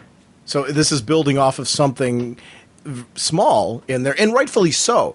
The pacing of Watchmen, the goals of Watchmen was to paint a picture of these people and leave it a question mark, and to get the imagination going. It's one of the reasons, one of the things I love about these miniseries are they're taking things that were created, by Alan Moore and Dave Gibbons and the whole crew, and, in prose and in the books, for the purpose of, opening up your imagination, getting the mind going and things like that. These creators are doing that. They're taking those things, expanding upon them, using their imagination. It's one of the reasons, I know Alan Moore isn't, a fan of like his work being expanded and doing this kind of stuff because, he looked at that as a contained story. I look at this as it's exactly what Moore wanted. He wanted people using their imagination with these stories. And, you know, these are fans now of Watchmen, you know, these creators who are having the opportunity to express the imagination that Moore helped craft. My personal belief is all comic creators that have come before, they build, you know, new creators build on what has come before. And, you know, those creators, you know, they get new ideas, new concepts, they add to the mythos. This is adding to this mythos. It's telling new stories here, new ideas. These are things we haven't had before. They aren't rehashing something old. They're adding something to it. They're bringing new things to the table. And I like that, you know, while at the same time not ignoring what came before. It's a hard balance, and they've done a terrific job with that. Boy, the Hooded Justice, I thought he was one of the things that I remember from Watchmen vividly, I always thought Hooded Justice was creepy. I'm a Batman guy. I like these kind of characters. He makes the Punisher look like, you know, a good guy compared to what he is. Because there's a creep factor there with Hooded Justice that just doesn't go away. And it's funny how it starts off with being the outfit at first, you know, the Hangman's Noose, you know, being a part of that. But the whole way he carries himself and the quiet, I normally like the cool, mysterious characters. I love that Batman, you know, the cool, mysterious Batman and that type of thing. This is a whole different level of, like, creepy. Yeah, and the fact that I'm trying to choose my words correctly, you know, but just the level of what the heck is he planning on doing with that saw? I want to know, but I don't. You know, he's standing there, you know, holding that saw, and I'm like, where's this going to go? What's he going to do? And you look at the saw itself, it's kind of maybe got blood on it. There's a little bit of, it's been used before. And I'm just like, wow, that's something like, holy crud. It goes beyond anything that I thought they would go with this. But they don't show anything. They don't talk about it. You know what's happening. But it's not in your face. And I love how when they show the looks on people's faces, the reaction to it with Dollar Bill and Comedian, when they kind of first have their realizations, oh, that's what's going on. Ooh, and just the, you know, the anger, disgust that's on Eddie's face, and Dollar Bill's like, huh? Kind of that shock, you know, oh my God. Is what's going on? What I think's going on is actually happening. And I really was just like, whoa, it was a really cool moment for me. Now, Comedian's underage here, right? Under the age Yes. to drink. I mean, because that's alluded to. Yeah. You know, I figure if I'm old enough to fight crime, I'm old enough to have a beer. That's not a throwaway comment.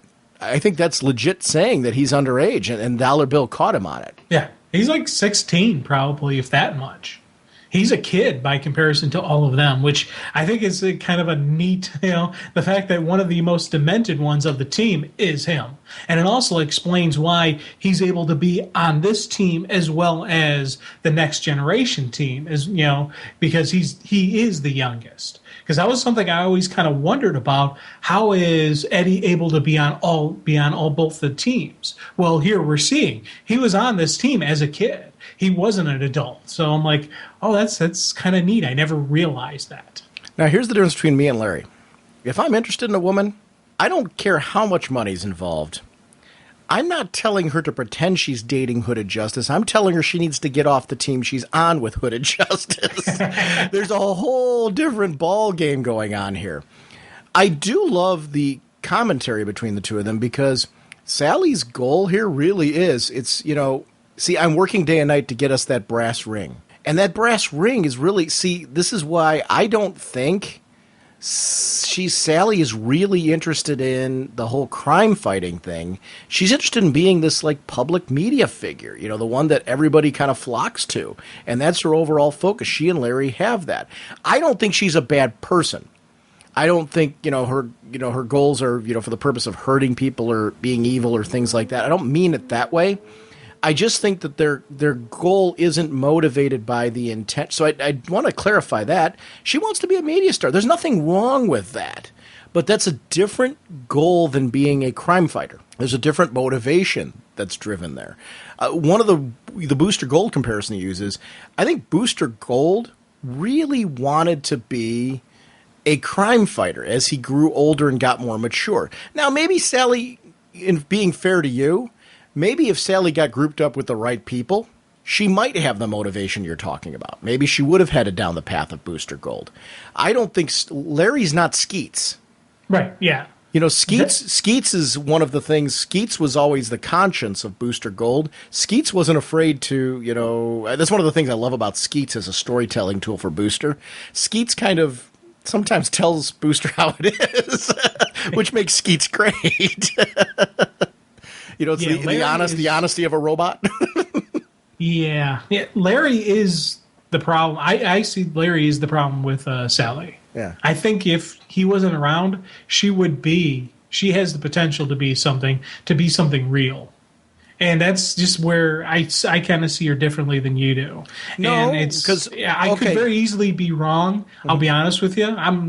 As I sit here and as we talk and as you see more of what's going on with her, I could very easily be wrong on this. But there's just part of me thinks that if she was on my team, I could be the person that turns her around. How? How? Yes. I don't know. Okay, like if Larry left her now, right? Do you think she would seek out the leader of a superhero team or another manager to promote her?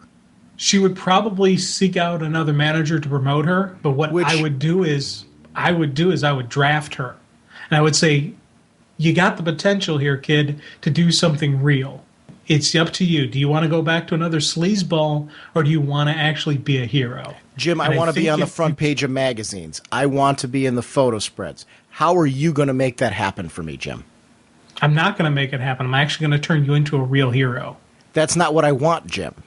I think I want to be in commercials. I want to be. She does. Where do you see that? Like, where in her history have you ever seen that? It's just a gut feeling. From what? It's a gut feeling. It's one of those weird things that I really can't explain. I think, part of me when I see her and just that's her daughter, not her. I agree with everything you're saying for Lori. I don't see that for her. Lori's the one you could go to and say you want to be a real hero and all that. Lori's been influenced by Mom. Mom is kind of Lori's Larry, and Lori isn't in that mindset. I think you're confusing Lori with her mom, because I totally agree with you. If you were to say this about Lori, I'd say, Jim, you're 100% correct. Lori's the one you could save. And we see that in her miniseries. I don't see anything from Sally and I'm not saying this. I love Sally as a character because I think this is who she is. She wants to be that star. Now, here's the thing I would tell her. I would tell her to get out of the superhero business and try to get into legitimate television and film. That's what she wants. She doesn't want to be a hero, Jim. She wants to be a star. Yeah, true. I'm not going to, And I'm agreeing with you, get away from Larry because he's asleep. I totally agree with you because Larry's exploiting her. And I don't think Larry's like sleazy on that level, like where it's that bad. But I would still say, you're going to want to find that person who isn't looking for the quick way to get you in this, you're first of all, you got to remember you're in an industry where it's a dime a dozen. And I think that's why she's doing this. Hollywood's a very hard place to break into. It's a lot of times it's more than just talent, because I think there's a lot of talented actors and actresses that want to break into Hollywood. It's being at the right place, the right time, the right director, the right situation that fits you, and they take a chance on you. And then, the public ends up hitting on that project and you break through. Because I think there's just a lot of really, you and I, went to high school, we saw plays where we saw lots of talented high school students who maybe had some acting chops in there. But, that's all around the country. How many people are in that place? And then in colleges, they go on to drama and things like that. How many, millions of people are out there that really have some talent for acting? That's one of those things that I think Sally's doing this and Larry's doing this. It's a very honest commentary to how hard it is to break into that Hollywood life, to break into film, to break into television. I think that's one of the things I love about this is how honest it is. It's true. I don't think Sally though is looking to be a hero. I don't think that that's her goal, and that doesn't make her a bad person. I'm not knocking her as a character, and I'm not knocking anybody who's got that mentality. But I don't think her goal is saying she woke up one morning and said, "I want to be a superhero." She wants to be a star. And I completely agree with you on that point. She's not looking to be a hero, but I think I could, inspire her to be the hero. How? It's part of it is my ego, my personal ego. I fully admit that, I just think that I could do that. I think that I could, bring out the best in her. That because she's not a bad person. But Jim, there is a good person in there, but Jim, I think I could do that. Do you think a person's only a good person? See, here's the thing. You think that because making her a hero would make her some better person. I personally think somebody who becomes a superhero or does something like that for the wrong reasons, that's the whole problem. She's becoming a hero for the wrong reasons. She should go and be the best actress she possibly can be, or do something in Hollywood towards that career. Find a way to get involved in film and maybe behind the scenes. If she's never going to make it as an actress, maybe, get behind the scenes. Maybe she becomes a manager and does it in a way that Larry couldn't. I don't know. She doesn't belong in the superhero business because that's not where she should be. She should be doing what she should be doing, what Dollar Bill's doing. Making ads for a bank. Yeah, well, No, what I'm saying is that he was doing film reel ads for a bank. Yeah. That's what Sally wants to be doing. She doesn't want to be doing real hero work. They're shutting down. They don't want to shut down the child rings because it's not the kind of stuff that will get them in the public eye. That's not a hero, Jim. They're not motivated by that. If you were a real hero and you're sitting around a table and you hear what Silhouette wants to do, you're outraged. You're doing what Night Owl's doing and going with her to help. And then that's where Silhouette will then one hand washes the other, go help him out on his missions. Sally will never be a hero. That's not her thing. And that's why Lori and her butt at the heads, I think Lori is a hero. I think Lori has the potential to be the hero. She's the one that you can motivate because she wants to be the right hero. And you can say to her, Lori, I get that you want to be a hero. That doesn't make Sally a bad person, though. Not everyone has to be a superhero in order to be a good person. It's being true to yourself, they'll do a world of wonders for you.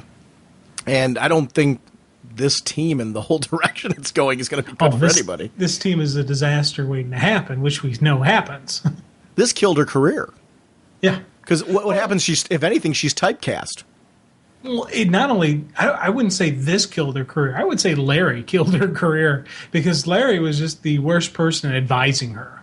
Well, but he advised her to do this by himself. Larry he wasn't the agent who was trying to help his client. He was looking for the quick buck for himself. Mm-hmm. I'm 100% convinced that Larry skimmed a lot of the stuff off the top, that one of the reasons she didn't have as much money as she had was because Larry pocketed a bunch of it. Yeah, I don't know about it, and that could be true.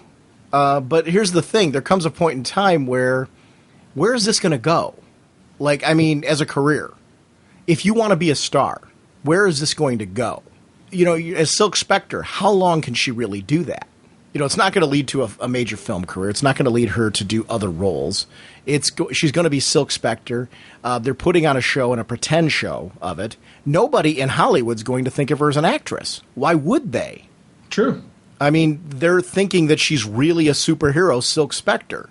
So she's caught into a trap, a never-ending spiral, that once the whole Silk Spectre thing dries out, she wanted to be this star. She wanted to be this personality that she's doomed to never be. She's living a lie, on such a huge, huge level. It's the reason why, you look in later years, Hollis Mason's so well adjusted. And the reason why I think she's not a bad person, even Hollis Mason, when he talks about her, says that, she was a sweetheart, she's a great mom and all that. She's a good person. I think she really is a good person who went down just a really wrong path for her. Being Silk Spectre is just not the way she should have gone at all. Yeah. It's one of the things I love about this, the honesty of that. Because it was really it's a situation where it's kind of interesting commentary on like getting caught into reality television. She's caught on a reality show when she really wants to be the star of a sitcom or a television drama. She doesn't want to be on a reality show. She wants to be on the stage doing Broadway, doing whatever. Any of those things. And, this great person, she'd probably be one of the nicest people to be on stage with. But instead, she's in this hopeless spiral that I think leads her to where she leads later on. It's one of the things she falls apart, and I understand why. That's what happens when you live a lie. She's one of the castaways from Survivor that doesn't make the big money, right? But ends up going back on the Survivor reunion and the returning of the old cast members and stuff like that. She keeps doing that type of shtick, and she needs to get out. But the huge difference is there are people who do that know they're on a game show and keep going back because they're having fun being on the game show and they're balanced. They kind of get it. They know what they're really doing. But she's that one who thinks that moment's going to lead to something more for her. You know what I mean? Because you see the people that come off of those shows that wind up being, content, well-adjusted. They've got other plans in their life. They're just having fun being on the game show. The public spotlight, they're into the whole thing. They're like, okay, this is my 15 minutes of fame. Coming back on the reunion show, like, okay, I got 15 more minutes. That's cool. It's fun to be doing this kind of thing. I'm outdoorsy. I kind of want to get into all that. But, it's the people that think that it's going to spurn into this other thing that it's just not going to. That's exactly right. It's a great comparison. I love that this Hooded Justice thing with Captain Metropolis is faced with the horror of what, Silhouette and all these guys wind up seeing with these poor kids.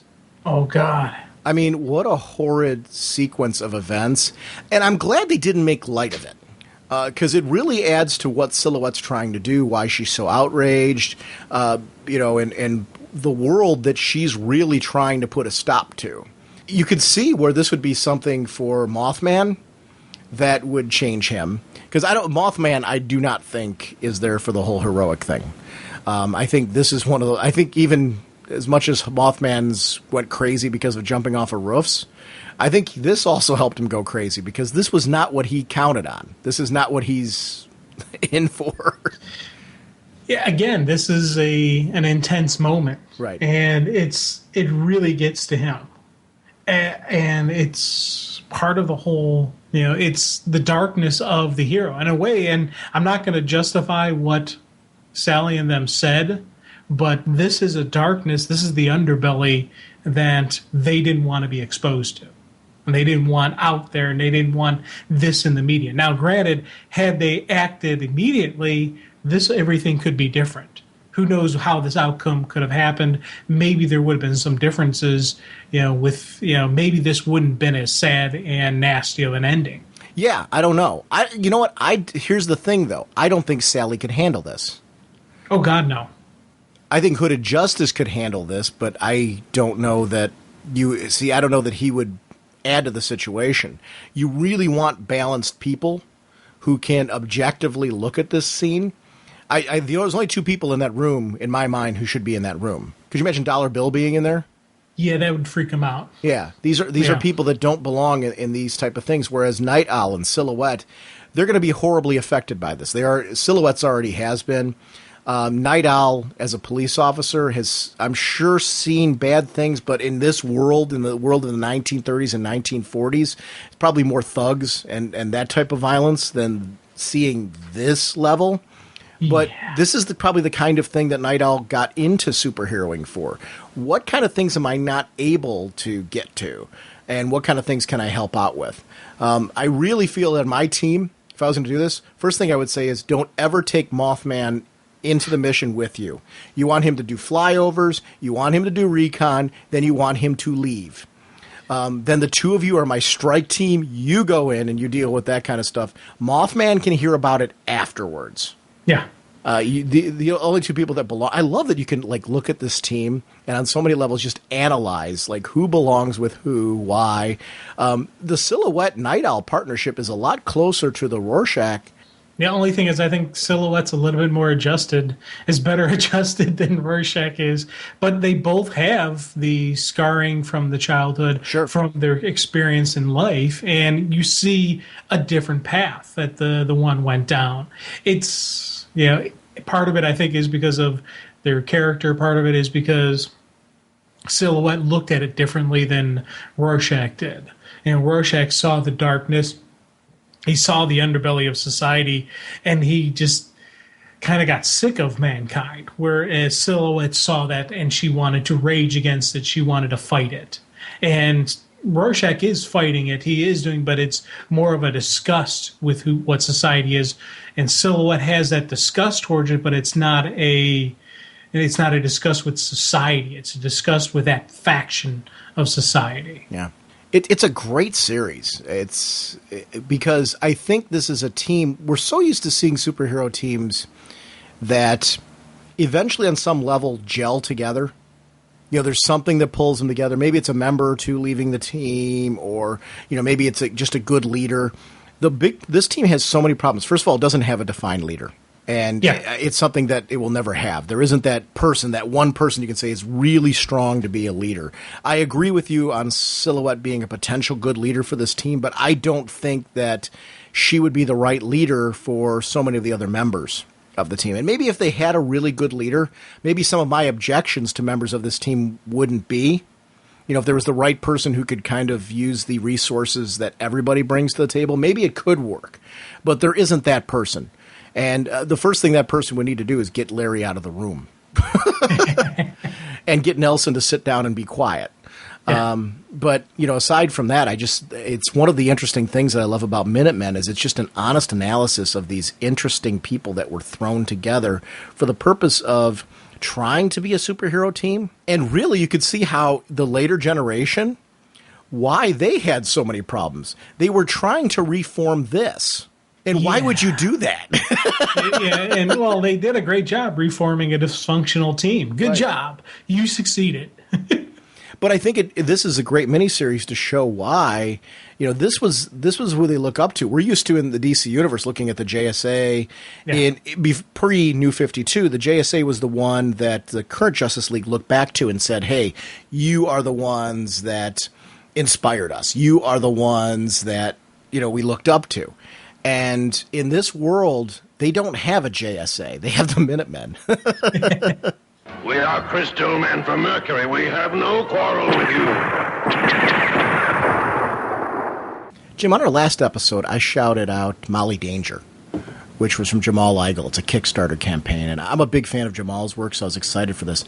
A new one has just come on the scene. I'm loving these Kickstarters because, we just got a great one from Jamal Igle. Now we've got one, Gail Simone, Jim Calafiore from Secret Six, leaving Megalopolis. Now, get this concept, and you can go to this site. It's a Kickstarter project. There's direct links in the show notes for this leaving Megalopolis. The idea behind this, it's a survival horror thing. Imagine a world where superheroes, stamped out crime and stuff like that, and they turn on the citizenship. So now all of a sudden there's only a small band of citizens left, and they've got to fight to survive in a superhero-dominated world. This is the concept of leaving Megalopolis. The only way to get this book is from the Kickstarter project. So if you donate to the project, you're donating to a project where you are going to get the book, and the only way to get it's through this project. And there's different pay levels for it, so you can, pay for it like you would any other, graphic novel that you would pay for. It, to me, is a very cool concept. For anybody out there listening to this, if you've got friends who are not comic fans traditionally, that are into survival horror games and stuff like that, this is a cool twist on the Resident Evil, Silent Hill kind of concept. I can't recommend this enough as being something that this is a great way to break a friend into comics who maybe doesn't normally read them, but maybe is a gamer. Because to me, this is just a win-win. It sounds like, first of all, you got the creative team behind Secret Six. It sounds wicked cool. I'm so on board for this thing. There is a video right on the site, so please go and check that. And both the creators are talking about this project and, their goals with it and things like that. But I would say if you liked Secret Six or were interested in Secret Six, this is kind of a no-brainer because it sounds like a really twisted, fun concept. And the only way to get it is through Kickstarter. I'm liking Kickstarter for these original projects. I've gotten a number of Kickstarter projects that I've been involved with, both in comics and in gaming. This is another one that I'm just anxious to support because it looks like a project that I really want to read. Wow, this looks really cool. I just jumped on the website right now, and because this is the first I'm hearing of it, so I'm not as connected as you are to this. And yeah, this is definitely something I must get a part of this. I already donated to it. And I love it because you get extra swag depending on how much you donate.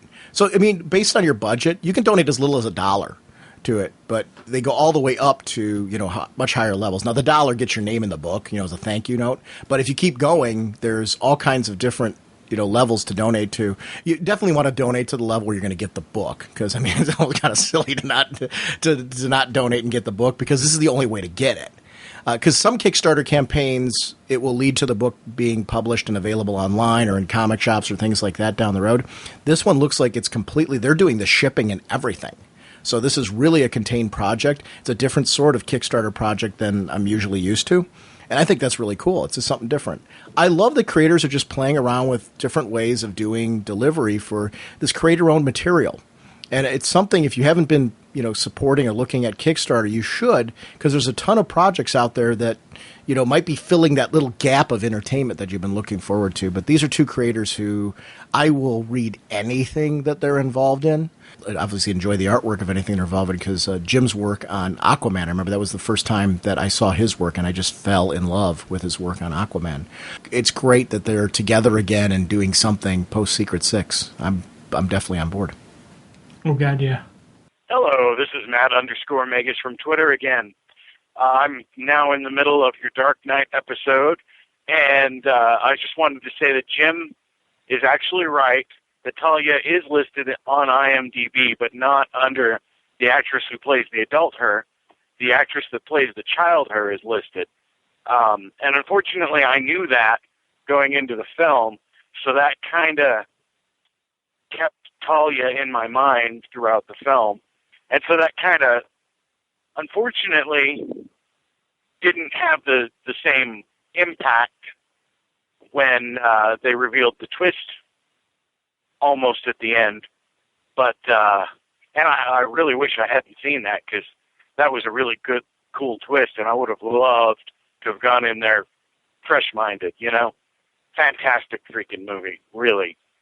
Anyway, I will talk to you later. Bye. Yeah, see, I walked into the film knowing that she was rumored to be a character in it, but I hadn't seen what you had seen on IMDb, and Matt obviously had seen on IMDb, so I didn't walk in. I walked in thinking that it was possible, so I didn't walk in like totally going, oh my God, it was, I wasn't like that. By the time they reached the reveal, though, because I walked in with the question mark, I was shocked that it actually turned out to be Talia, because the way that they did it. I thought by then I had been convinced that they were doing Bane as Raz's son, and because they had so done. I thought they did that brilliantly, and it does watch very different the second time. Have you seen it a second time yet? No, actually, I haven't. I tried to go see, and something happens, and I can't, and then no, I can't do it today. Oh, okay. I was in California at a wedding. And there was one night where we had an opportunity where we were going to try to sneak it in, and it was just too late. We were going to try and sneak it in the night before the wedding in IMAX. And we were looking at the time, and with how early we had to be up the next morning for the wedding, it was not going to work out at all by any stretch.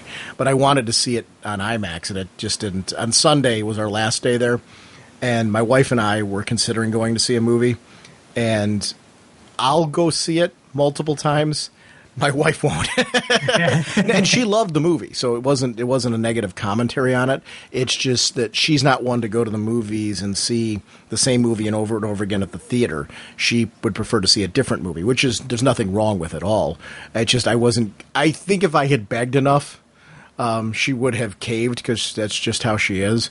And that's one of the reasons why I didn't do it, because that's how she is. She's nice enough to do that to me, so I'm not going to put her through that experience of having to do that again. But I've seen it twice already, and I will see it 7 gazillion different times when it comes out on video. I'd like to see it on the screen one more time, if I can swing that, because it's an experience with some of the cinematography and the epic scale of the battles that were going on in that film, that it just begs to be seen on the large screen. There's some movies that really, I'm a big fan of the movie theater experience. I think there's a lot of film that's shot for the purpose of being seen in a theater, not at home. And I love seeing them there. I think we do need to support our movie theaters, because I don't want there to be a day where we don't have movie theaters. The same way I feel about comic books. I don't want to be a day where there's no comic books. There's some genuine art forms that we have that if we don't support them, we're in danger of losing. And I want to make sure that we always have those. And movie theaters going is one of those things that I always want to. I know the costs are expensive and they keep going up, but I think if there's a film that you really want to see in the theater, you really should go do it, because that's an experience that just can't be beat. This on the big screen is just tremendous. I mean, it was shot for that. Nolan shot this with the purpose of it being seen on a huge screen, especially when you're shooting something for IMAX. I wish we had a local IMAX. We really don't. The closest one for us is Columbus, which is a hefty drive. But, you know, I would wish we had something local to Cleveland that was an IMAX, because I would have seen that movie multiple times on IMAX. Yeah, I think that'd be kind of intense on the IMAX. I saw Begins on the IMAX. I loved it. It was a great way to see it, because I happened to be in California when, you know, I saw it there. But it's sad that not in Cleveland we don't have that, because I do think innovations like IMAX, and whether you like 3D or not, I think innovations like, you know, 3D movies when you're doing things like Avatar and stuff like that, I think those things are things that will bring people to theaters, because they're experiences you can't. Yes, you can have a 3D TV at home, but it's still not going to be the same experience as seeing that kind of depth and sense of being immersed in something as you can on the huge screen. And I don't know, IMAX is something I'd love to see that thing with. But did the experience get ruined for you because you knew it was Talia?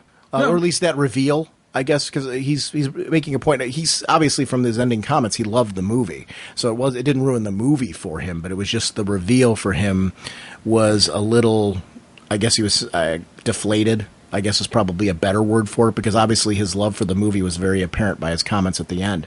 Did you have that experience where it felt a little deflated for you? No, because I honestly, even though I, thought she was in the movie, and I was getting pretty convinced, I was solid convinced that, the one was Talia, I did still think throughout the entire process that it was Bane who escaped from the prison. Okay. And I was thinking the swerve was going to come when he says the detonator is in the hands of my sister. And I thought that was going to be where they're going to go with this. And I was still thinking that that child was the child of Ra's al Ghul, and that's, and I wasn't thinking that, Bane was her guardian while she was in prison. That didn't enter my head. So you saw something different than he did. Yeah, I saw it differently. Because he saw that the child was Talia. You didn't think the child was Talia. Is that correct? Yeah, I didn't think it was the child's Talia, really, pretty much until the reveal. Okay. I knew the adult was Talia, and I thought they were playing it that Bane was the son of Ra's al Ghul. Okay. And once they started with everything, I'm like, hey, oh yeah. And so I was thinking the big swerve was going to be that he gave the detonator to his sister. And he was going to reveal that he is the son of Ra's al Ghul. And, and it's one of those things where I really kind of was kicking myself, because I knew she was Talia, and I knew Talia is the daughter of Ra's al Ghul. I knew everything. It didn't click. I was so set and focused that Bane was the one who was in prison, not Talia. So both of our experiences would be different than Matt's by the fact that we didn't know that the child was Talia. Yeah. Hey, I'm listening to your podcast right now, and I really have no intention of being a naysayer or negative or whatever, because I do appreciate that there's people out there that are taking the time to talk about these things, and it's interesting and whatnot. I'm just getting back into comics, and I've been listening to your podcast for I'd say 3 or 4 episodes. I mean, I haven't been following you for very long, but one of the things I have to say is just from the limited time that I've been listening to you, I don't even know your names off the top. Whoever the main guy is, you know your stuff. You clearly take the time to not just spend the time learning it and understanding it, but to really digest it and to be able to apply it to your conversation. Whoever the second guy is, the guy that just comes in and chimes in, it's like this recurring theme that I keep going through in this cycle of listening to the show of it's just this constant, like this guy goes on his 2 or 3 minute rants about what he thinks. And it's just wrong, and it's just so wrong and so off base. And then the main guy comes in and says, "No, dude, no, you're just wrong." And so we sit here for 3 or 4 minutes listening to this guy talk, and everybody's got to be sitting there going, "No, this is completely off base." The best example that I can have is the Dark Knight discussion about the Joker having been Ra's al Ghul's son or having been in the jail or some nonsense, where it's just so off base and so ridiculous that it's like it takes a lot of time out of the show of actually having discussion about something that might be pertinent. We just have this far-flung concept of stuff that's just nobody even wants to hear. I can't imagine anybody wants to listen to that. It's just absolute rubbish. So I like the show. I like that you guys are doing it. My only, and I hope that you take it as constructive criticism, would be to just have us to take a little bit more time to digest material and have a little bit more, I don't know, sensibility. I don't know, or just find somebody else as a second man to the show. And I'm sure you guys are buddies. And I know that's probably not what you're going to do, but you know, off the top of my head, I mean, I appreciate what you guys are doing. Cool, but you know, it's frustrating to hear that you just kind of go off on these tangents, and it happens a lot, enough to where I picked up the phone to take the time to call. Just, yeah, all right, cheers. First off, my name is Jim. How you doing? I'm assuming I am the person who voice you probably don't like, and my opinions you don't like. And to be honest, you're free to have your opinion, and thank you for sharing with the show. Now, the one comment, though, re-listen to what I was talking about on the Joker sequence. I was throwing out a theory as to, because the movie originally was going to have the Joker in it. And that was just more of a shoot from the hip kind of, what about this? What if it was the Joker? How would the Joker play into this? It was putting the Joker into this current movie. It wasn't me saying that I think the Joker was this. I think that, it was more of a kind of a what if scenario that was playing out. So that's that sequence. As to my other commentary, it's who I am, dude. This is the way I lay things out. This is the way I think. I do try to keep it more concise. This is actually me being concise, by the way. And I do try to have a little bit of a focus and a flow to it. Part of the dynamic that Sean and I have, and Sean's the other guy, by the way, part of the dynamic we have is that Sean and I have known each other our entire, well, I'd say close to our entire lives. Since high school is where we met, and that's really the formation of who you are. So we know each other, we bounce off each other, we, throughout the ideas and the discussion, it's part of the journey isn't what is said, it's what, the end result is. And it's the logic behind, or the illogic behind our mind and our thinking and our processing, that we get to that final end point. And we get to, something that, we start over here and, in having whatever theory and craziness, and then we end on this other complete path. I'm like, oh, yeah. It's that journey that goes along the lines. And that's what, makes the show. And that's what, actually I enjoy doing on the show, is opening these discussions and opening these comments. So hopefully you'll keep listening, and I'd like to hear back from you later. Well, I mean, he's only been listening for a few episodes, so I think one of the things that you have to listen for a while to get is, one of the things that's interesting about the two of us is we do see things differently. For me, it would be very boring if I had somebody co-hosting this show who thought exactly the way I did. There's not a lot of, like, what did you just say? And in the reverse end of it, how many times have you said something on this show, Jim, where I thought you were completely nuts? He's saying I'm the logical comic fan, and I you know what? His assessment's correct. That is who I am, and that is my role. One of the great things about you is you think outside the box on some of these things, because you don't always have the same baggage that I do. And there's times where you will throw something out there that I think is completely insane and nonsensical, and I'll say it, and I'm out and out wrong. And it turns out what you're saying is correct.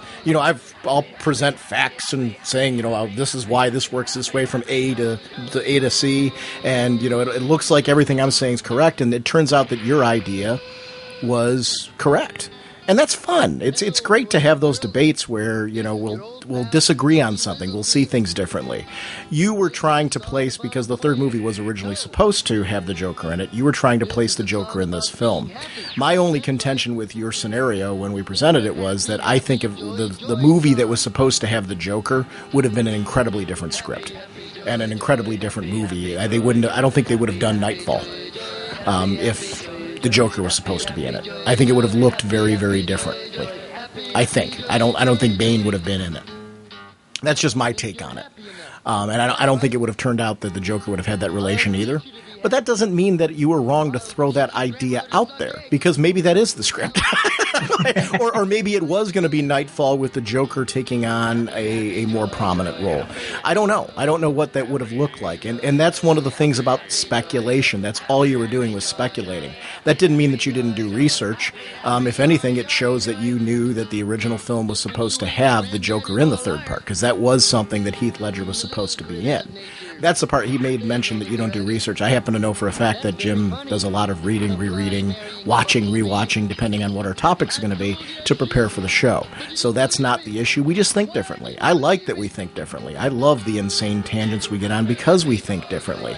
I think that's where the show's interesting. Otherwise, it's just a regurgitation of what happened.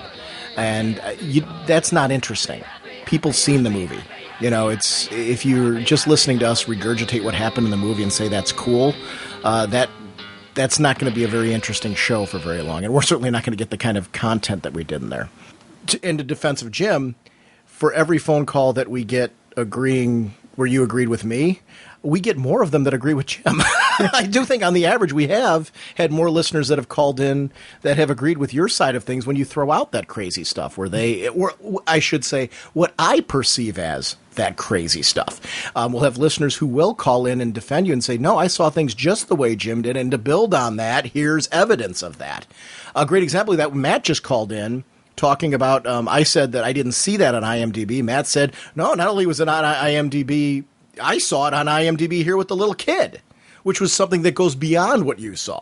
So, you know, and that was a disagreement that we had on the show, and we talked about that. So, I mean, there's going to be both sides of it. That's part of the interesting part about having two different people on the show. Though there is something I have noticed. Mm-hmm. I don't think I have ever received an email or we've received the voicemail that says, Jim, you need to get rid of Sean. You've gotten a couple of voicemails and a couple of emails that say, Sean, you need to get rid of Jim. Well, I wouldn't take that personally, though. I think it's really clear, and I think that's in the history of the show. I wanted to start a podcast. I mean, I think people know that I own the website. I own the Libsyn site. You know, I've been editing the show for 300 and something episodes and putting it together. So I think people get that. But the other thing is, too, the flip side of it, for somebody new like this guy, for an example, you're not an employee. You're here because I want you here, because I genuinely enjoy recording with you, and because I know for a fact that there's a listening audience that really enjoys your commentary, and they find you to be the antithesis of my commentary. There's people who don't relate to me and don't agree with me that relate to and agree with you.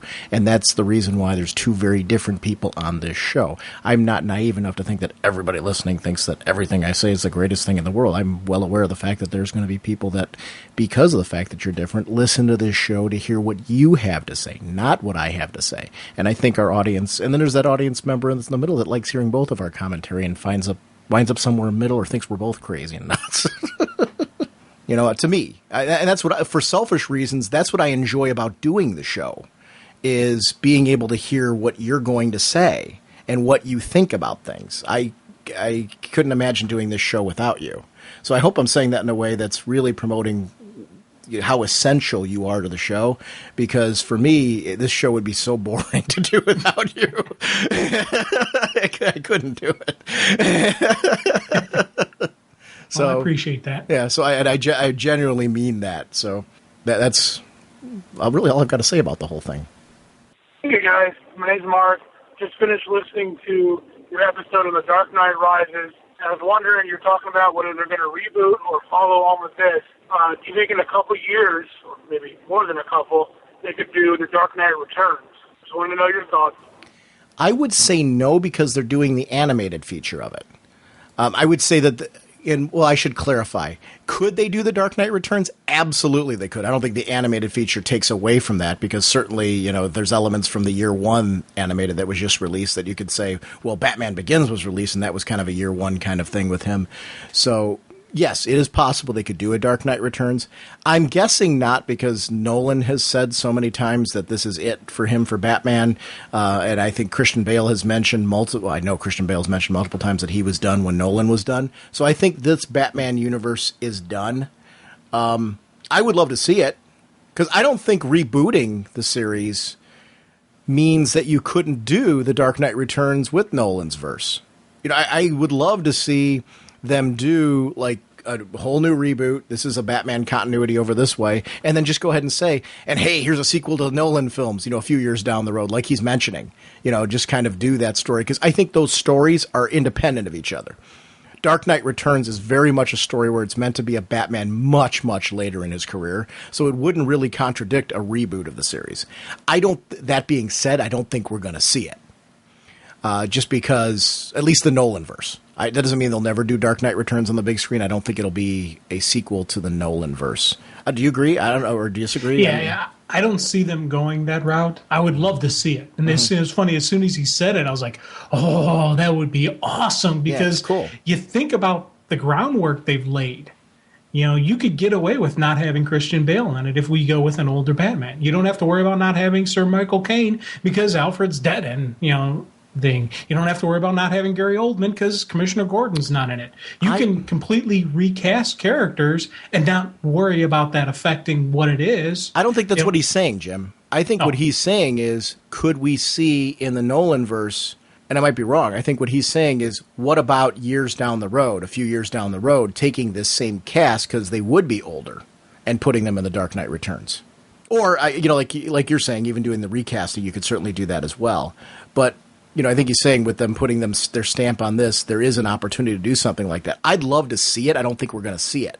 Yeah, I agree. I'd love to see it, but it's not going to happen.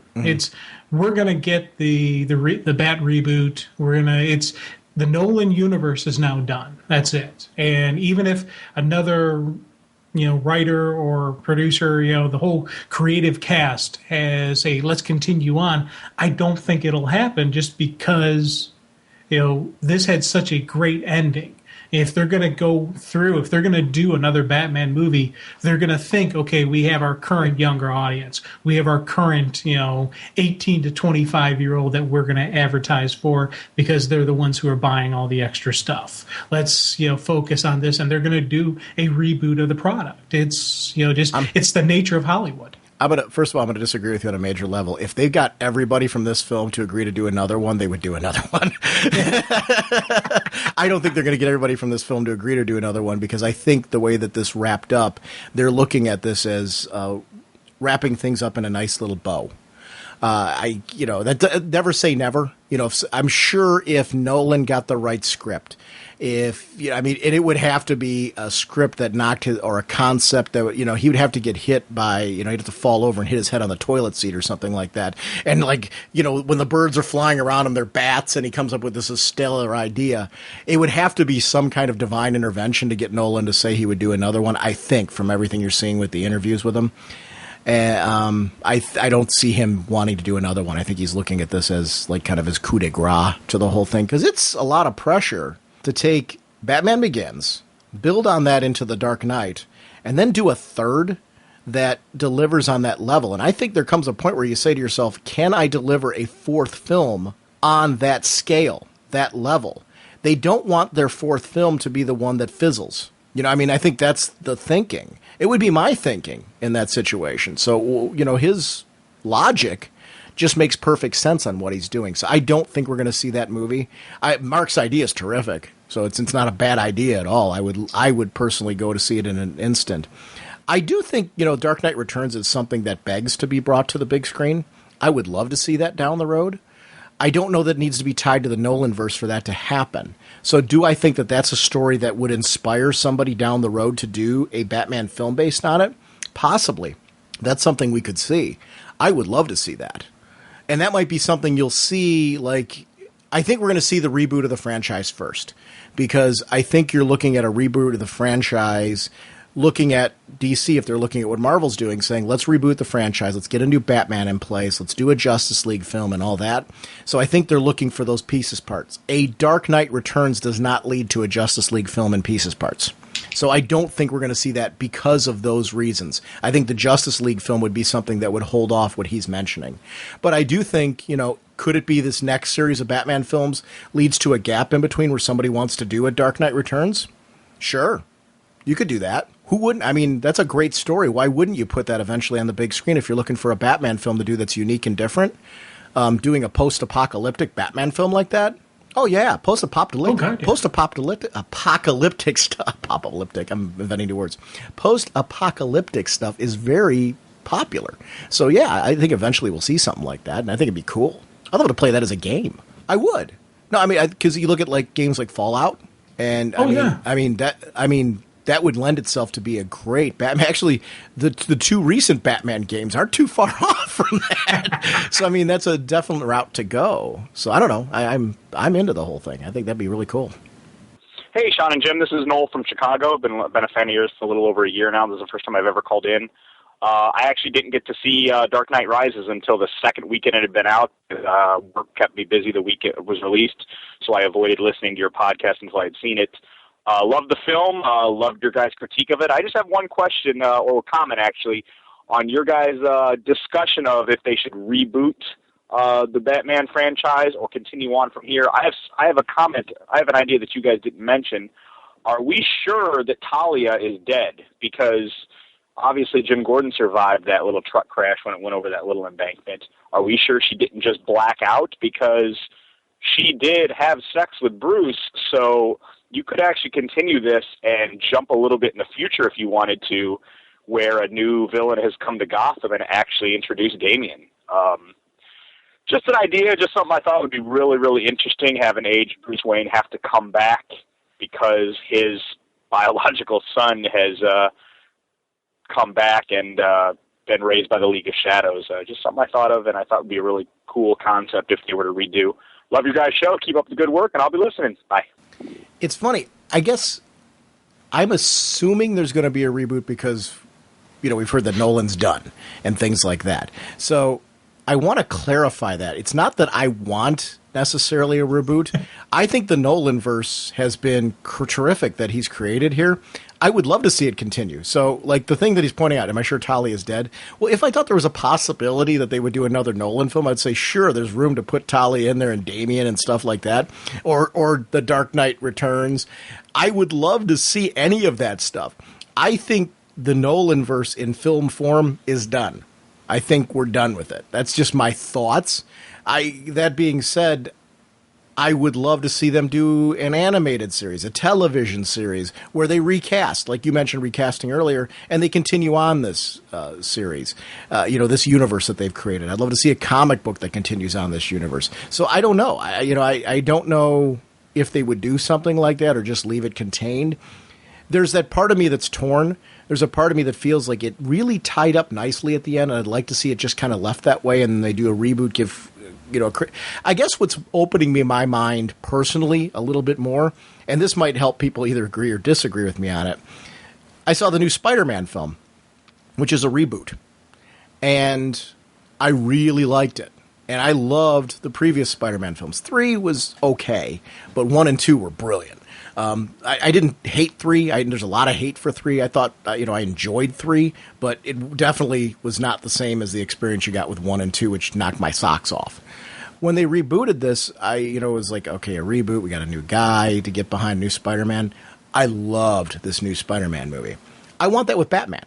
I want them to be able to kind of embrace creating their own universe. I think what worked for Nolan was Nolan didn't worry about anything Burton did. And anything that they did in the 60s Batman show, anything they've done in animation or cartoons, he created his own universe. Now, I'm sure he used everything that came before as source material. But he took all of those pieces, parts, put them together. And when I say he, everybody who wrote the film and was behind, they all worked together to create this universe that was created. I want that to happen when they do Batman again, when they cast the new guy. I want them to craft a universe. Maybe that universe will continue longer than the Nolanverse. Because I think they've taken this Batman with what he's been through. Yes, you could put a 4th movie in. There's reasons to bring Bruce back. But the way the story wrapped up there, it's kind of like, I don't know that it would feel right to bring this guy back full-time into working in Gotham after where they left things, if I'm making any sense there. I actually think the previous caller's Dark Knight Returns idea fits a little bit more for this universe than continuing on with Talia and having that universe continue. That being said, I would gladly, if they were announced tomorrow, Christopher Nolan had a brilliant idea, I would love to be wrong about that, and that his idea of, continuing on with Talia and having Damian and all that is where it goes. I would love that. So I'm not against the idea. I just don't think we're going to get it. That's all. I mean, that's kind of where my take is. But I think these are, the Dark Knight Returns idea from before, the Talia idea with Damian. Those are all terrific ideas. I'd love to see them. I just don't think we're going to. And I've thought that line of thought, and when those two were knocking boots, because I was pretty convinced by that point in time she was Talia. Yep. So I was thinking, hey, Damian, yay, and it's, but it's not going to happen. I would love to see it, and it would be awesome because, they could have a lot of fun. The amount of fun they've had with the Bat universe. You add a character like Damian into it because he is just a fascinating little monster who can just, in the right hands, you can just, make, gold with him and put him in this universe, put him with this creative team. That would be something that I would really like to see. And it's even you figure out what the groundwork they've laid already, where we already know there's kind of going to be the new Batman. Maybe it would be the new Batman dealing with Damian. Maybe it would be the new Batman training and teaching and, kind of like how Dick Grayson did with Damian. Maybe it wouldn't be Bruce, directly interacting, and wouldn't be until later in the movie or at the end of the movie that we even see Bruce. There's so many different variations they could do on these story arcs that there is a lot out there. I don't see it happening because they have this solid, franchise, and they're not going to go on with it, and they're not going to risk ruining the franchise. They're going to do a reboot, and it's just, do I want that? Sure. Would I love a continuation? Yes. We're kind of in a situation where, anything we're going to get, I think, has the fire and the potential for it to be something really awesome. So let's see what the next line is. I think one of the cool things, first of all, I think he's 100% correct with his assumption that Bruce winding up with Talia in those romantic sequences was meant to be a fan service, to get us thinking of, their romantic history together and what happened there. So I think what he's thinking is right on. I think that was one of the intentions of that. I think there was a lot done in that film, to kind of give a high five moment to fans, because it was really clear in these three films that there was a lot of love for certain classic stories that were published by DC and put out by tremendous comic creators. So, and there's a lot of those that are referenced as being stuff that was used as source material. I don't think we're going to get that film, though.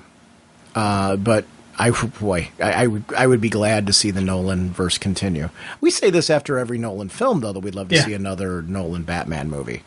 That being said, I'm just as excited for a reboot. I don't care what route they go.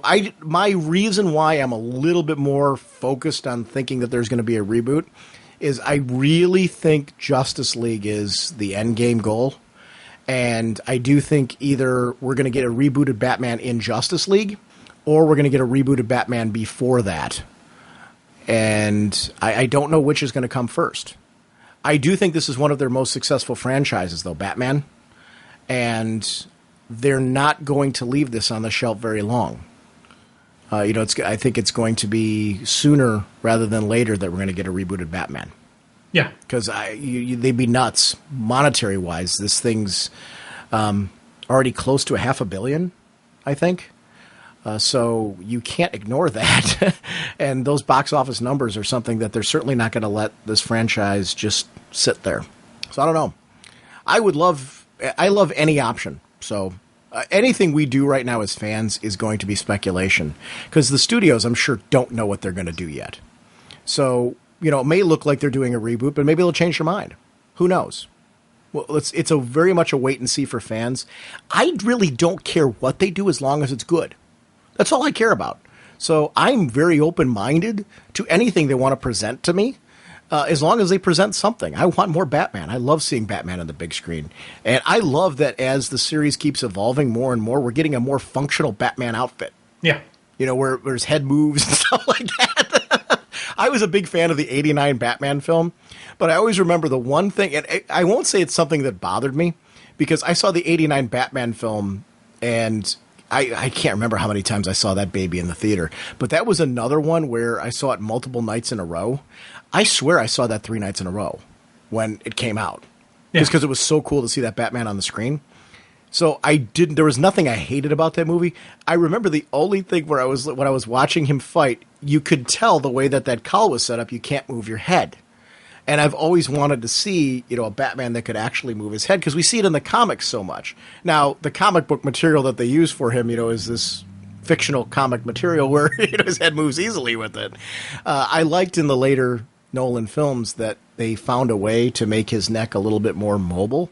I'd love to see them build on that more and continue that functionality with the costume design as they go forward with the character, because I love seeing a Batman in hand-to-hand combat that looks like he can be in hand-to-hand combat in that suit. So that's kind of why I'm always into the whole functional thing on Batman.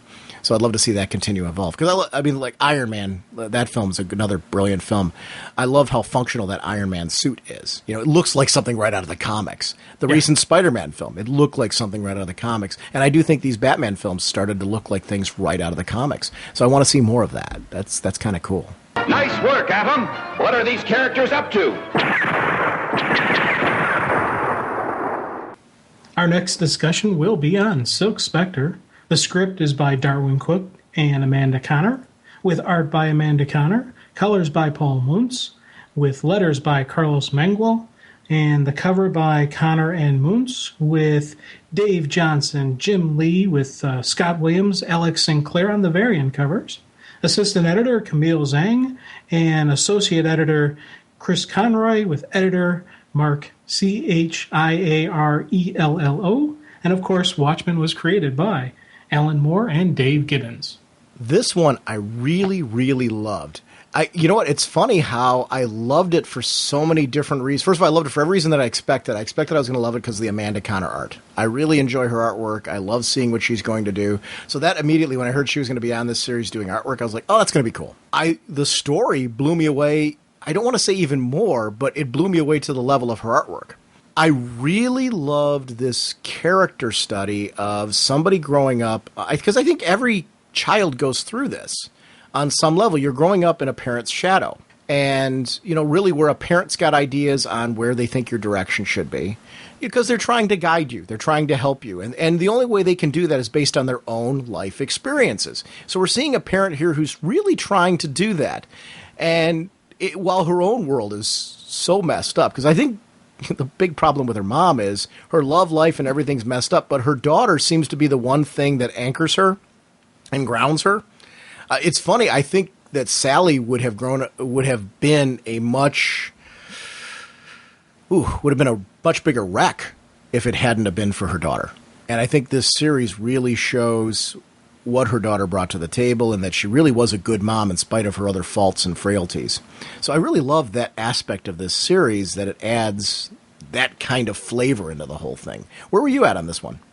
Well, this was, as I said, one of my favorites of the two. My favorite being Night Owl, with this one actually came in probably second, right behind it. And a lot of the stuff you said was exactly where I was looking at. Artwork-wise, this was some beautiful stuff that I was just like, I really just, you kind of get that comfort. You get that feel. And as soon as right from the opening page, you're like, yes, this is Laurie, this is Sally, this fits, this flows. And for me, it was seeing Laurie's background, seeing where she came from, how she came around to be. And it was an understanding and an acceptance. I would say it actually really did help me enhance my enjoyment of Watchmen, knowing where she came from. She's a character that, in the beginning of the Watchmen, you see her, going against and resenting against being a hero, and just kind of stepping against it, and saying, I don't miss it, I hate it at life. And you can kind of see that little gleam in her eye saying she's, she's protesting too much. She really did enjoy being a hero. She really did want to do it. And here you're seeing this groundwork. You're seeing where she's basing just that raw anger and that raw emotion against her mother. And it's funny to say she lived in her mother's shadow. I would never say she lived in her mother's shadow. It was seemed more like she lived under the mother's rule. And we're seeing right here just that dominant parent who's either overcompensating for the fact that she's a single mother, overcompensating for her own life where it's, slipped and fallen, and or, living through the child. So this is kind of, again, showing showing a little bit of the underside of society, but a very real part of society. We see this all the time. And maybe it's not costume heroes dressed up in training. Maybe it's the parent who wants their kid to be the star athlete they never were. Or maybe it's the parent who wants their kid to be the superstar brain straight A student, so they don't let them do anything fun. Just focus on your studies. Just focus on your schoolwork. With Lori and Sally, it's about being the hero. It's about training for the mission. It's about doing this. You're going to be the bigger star than I ever was. And she's going to live through her daughter. And I think that within this crazy universe that is Watchmen is very realistic and very contemporary. But she also is going to have to do, and first of all, I agree with everything you're saying, and I do think that it is Mom trying to live through her as well. And not only try to recapture some of what she had, but then to push beyond that. I agree with you. That I 100% agree. Where I think the shadow is going to be an issue, though, there has been a reputation that's been built by the mother of who she is, who Silk Spectre should be, that we know she has to try and get beyond. And that's going to be something that's going to be difficult for her, to the point where she's lashing out to her mom to try and be better than that.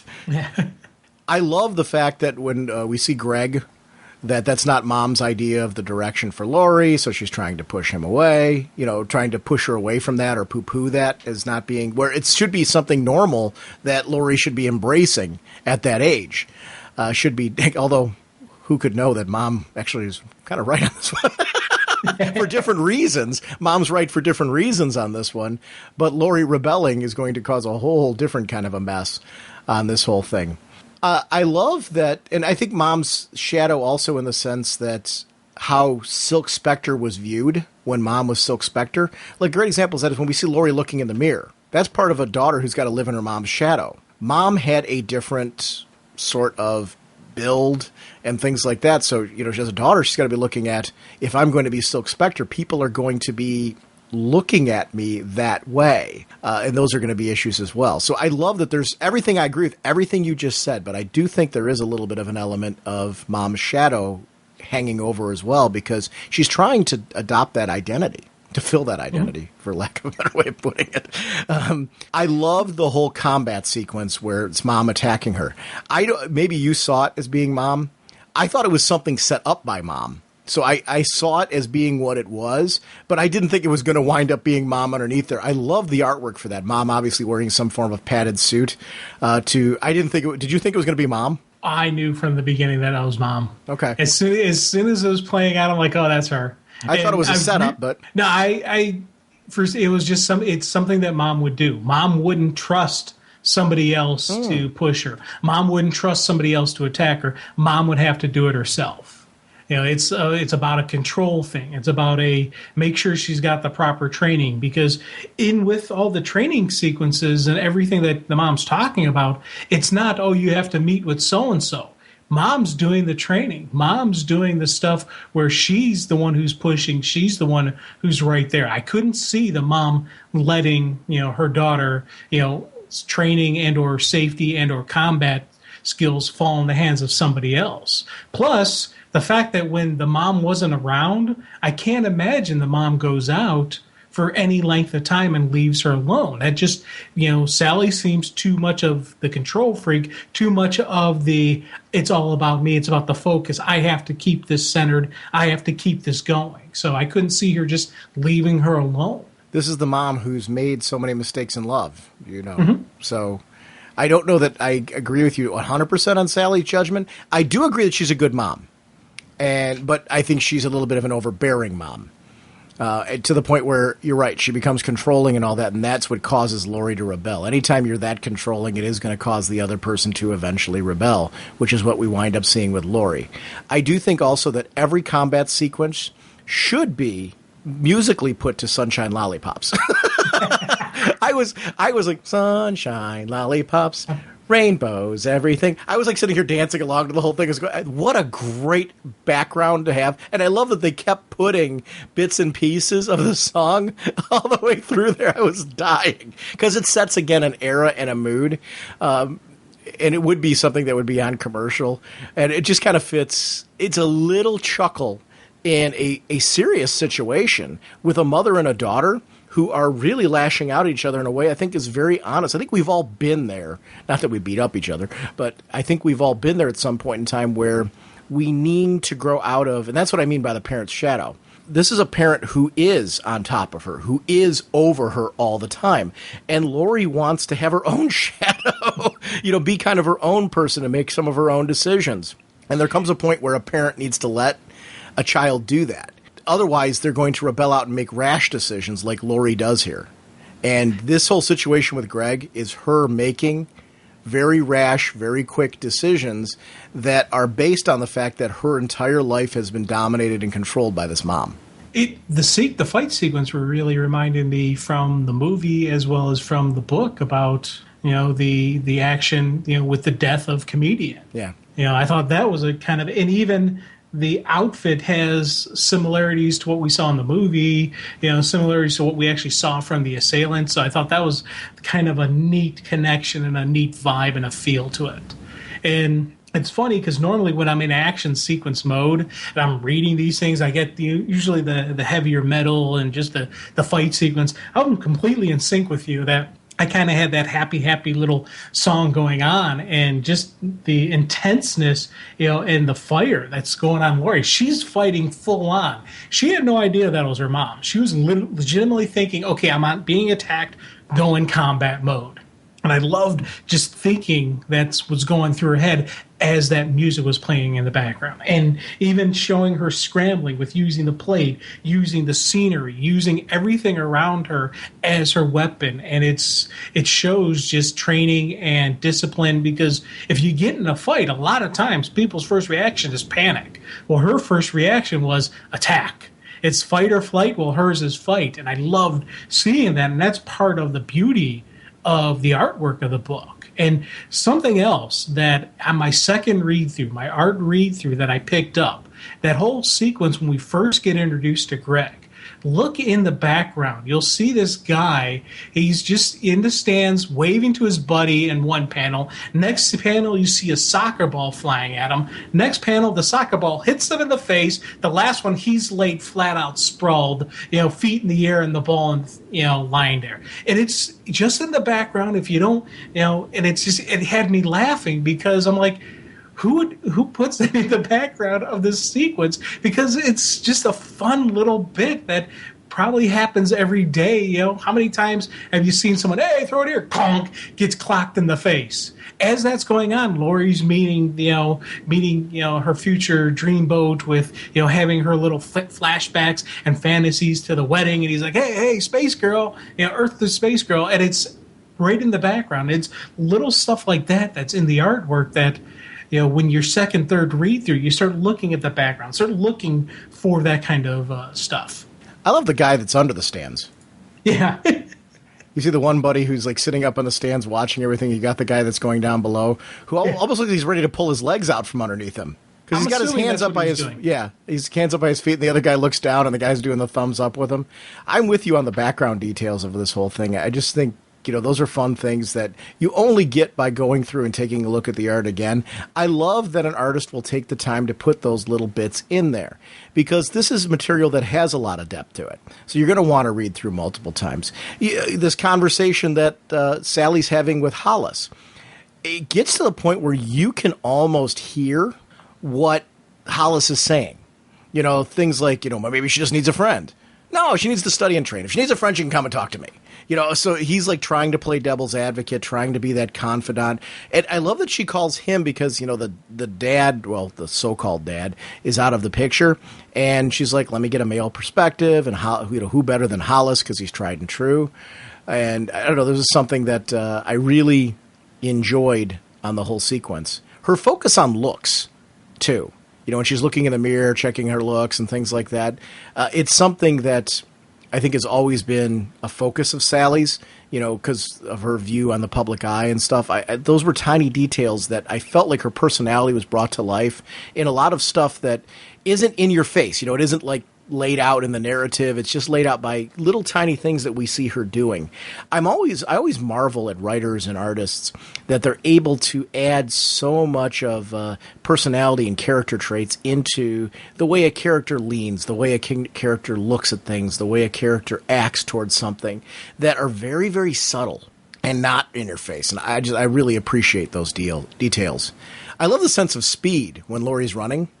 Yeah. Because there's no motion in this. It's static and flat. But yet, when she goes bursting past Greg, you really get the sense of, wow, that girl's fast. That's something as a kid, you just kind of accept that, wow, there's this whooshing and all this other stuff that they do. And you don't really think about much what goes into the talent to be able to create these flat sequences and make them feel like there's actual motion there. But they really do a great job. The art does a great job in this of developing the sense that Laurie sped past him. This is something that would shock Greg and leads to this kind of meeting of the two at a time where Laurie's very vulnerable. She's lashing out. She wants to be her own person. She wants to do the things that her mom won't let her do. Her mom really is being too restrictive of her to the level where, she isn't letting her hang out with other people. She's letting her have friends. She's letting her have a boyfriend. Maybe if mom had been the one that she could actually be a friend to and be more of herself to, Laurie wouldn't have headed down the path with Greg that she did.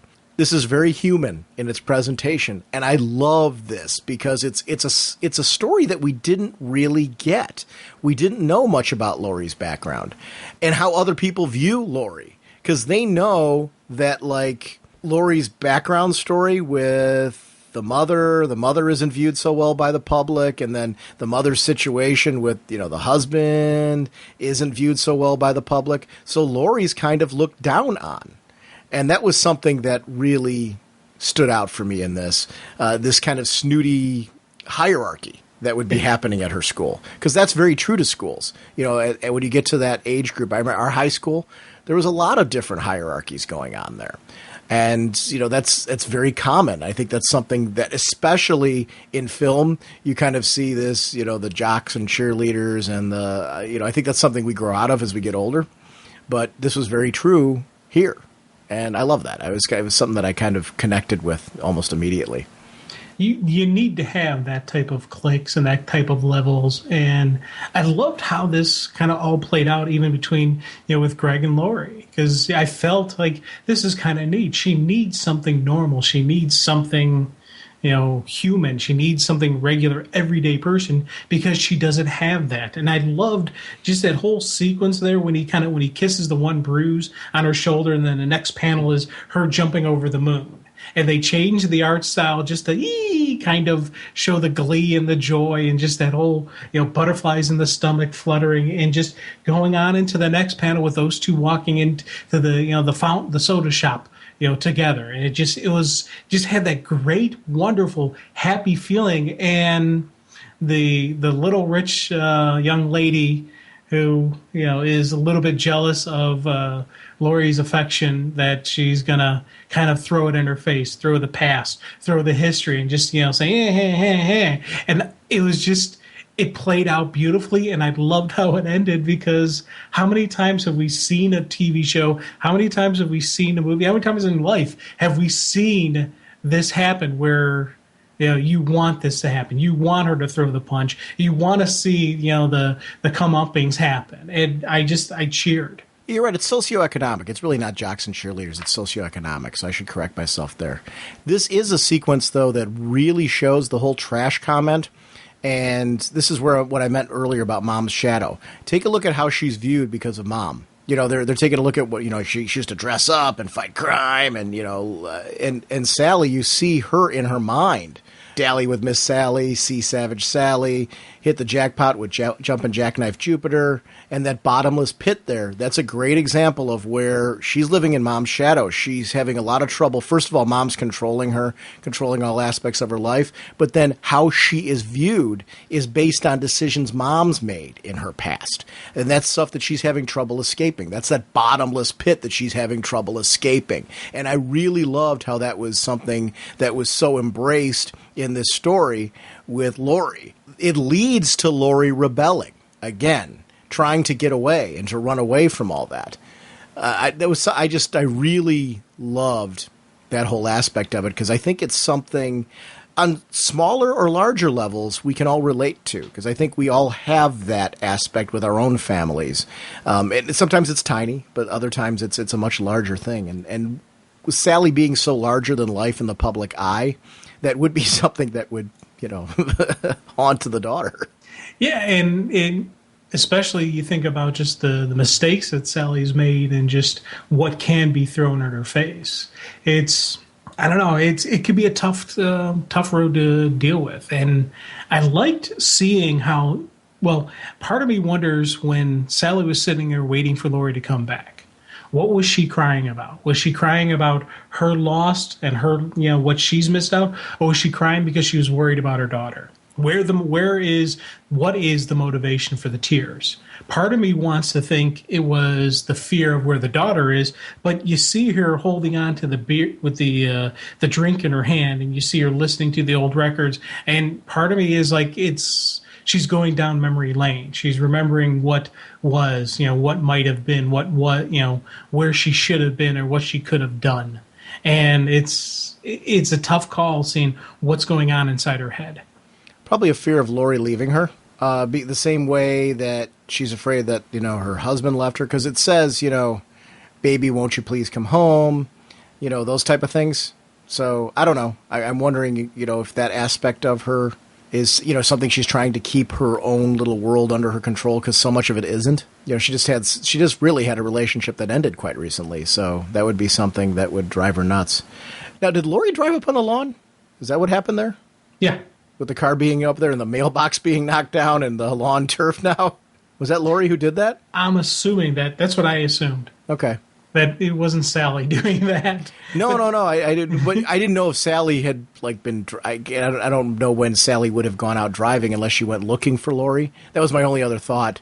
Maybe she went looking for her daughter, but she certainly isn't dressed to go looking for her daughter. So, although it is Sally, that could be her crime fighting gear. And also, it could have been her after a couple of drinks in her, so that could be why she's crashed up. But then the whole thing, you make me ashamed and all that stuff that she's dealing with. Sally, I think, looks back at her life and has a lot of regret on decisions that she's made. It certainly wasn't the life that she wanted it to be. I think she wanted to be the star. She wanted the respect. She wanted the adoration. She wanted the love. And I think when Silk Spectre first hit and she was getting that adoration and love, it was everything that she wanted from it. And I think that's why Hollis Mason sees her. She wasn't a bad person at all. She was just this, person who really wanted to love others and to be loved. And it just didn't work out the way that she wanted it to go. Now, it's funny when Greg shows up at the house making sure she's okay and they end up running off. This was this kind of a sequence that I was like, I really like this guy because of this. He was doing this isn't the jock who just wants to have the score. He's not a bad guy. He's actually seems like a decent person. And for me, again, it's you see he doesn't have the best of home life with his dad knocking him around. His dad saying, gonna send you to the Marines, turn you into a man. Let's be honest, dude. It's, he's probably not father of the year as well. So these two kids have this solid connection. And especially when he reveals that when he told them what his feelings towards Laurie, the first thing they do is they pull out that Tijuana Bible and show her, hey, this is the mom. This is what, this is the, what she's going to grow up to. And it was a kind of a holy, moment of, okay, these two kids have this connection. These two kids have some common ground. And I kind of like seeing that. I liked the reason it's not just about running away with any guy. It's about running away with this guy. Why? It's about the guy who has a similar, pain and misery, and it's a common trait those two can have together. What is the similar? I guess I don't know. I guess to me, what I'm seeing is Lori's on this path. She was controlled by Mom and followed the directions that Mom gave her. She was controlled by Greg because really, why is she going with Greg? I mean, all of a sudden she's getting on the road with Greg because she wants to escape Mom. So she's following Greg's path, not her own path. She's following Greg's path. So she went from following Mom's path to now following Greg's path. In Watchmen, in the future, we see her following Dr. Manhattan's path. This seems to be kind of, it really was when she made the decision to fall for Night Owl. That was really the first time that she kind of embraced the person that we do see her in issue 2 of this. The kind of the hero that she wanted to be, kind of that person. And that was something that she doesn't really get until she winds up with Night Owl much later. That person who like kind of lets her be her, if that makes sense. Her identity right here is really she's following along Greg's path. Because like this is Greg wanting to get in and go touring around town. This wasn't a decision that like she made. See, I took it that this was a decision they both made about leaving. She was leaving, she was running away, and he's like, I'm coming with you.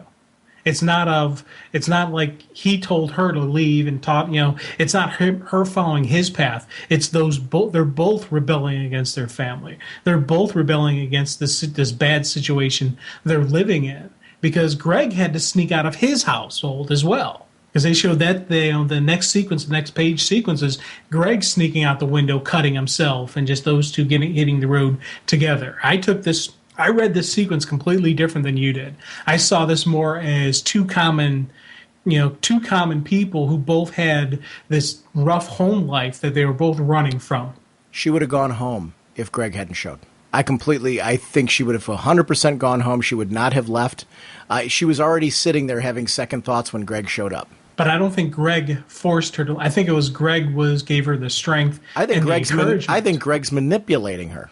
See, I don't read that at all. I don't read him manipulating at all. Let's talk about issue 2. I think there's more stuff because they get picked up by this truck and then we go on in issue 2. And I guess it's towards the end of it that it seems to be a lot of her just kind of going along with what Greg wants. Maybe I am reading it differently than you. I don't know. I really think the one problem with Lori that I have is that we don't see Lori really come under her own until Watchmen, when she finally winds up with Night Owl. We see her jumping from one situation to another where she's kind of just following along other people instead of embracing the person that we see in the beginning. The person who writes the letter to Uncle Hollis, who's going on this crime fighting, that's one of the few times we see her actually just being her, and just kind of embracing like who she can be. She kind of like takes a little bit of charge and a little control of her life. It's the only time she looks free. In every other situation, she seems to really just be following along other people. And that's kind of my take on her. You don't have to agree with that. I'm not saying that it has to be the way you see her. But in those moments where she's dressed up as Silk Spectre, when she's fighting crime, I really do think we're seeing the tried and true, like her mask is the girl who's not dressed up as Silk Spectre. I really think that's what it is. I'll definitely agree. She does have issues with following, and she does have issues where she's not in complete control of her life. And there's points like, when she is the hero, when she is fighting, when she is doing, the right thing, that is part of her, the real her coming out. But I don't know. I still disagree with you on the fact that Greg's being manipulative. I see it more as two common threads and two common people who are trying to find their path in life.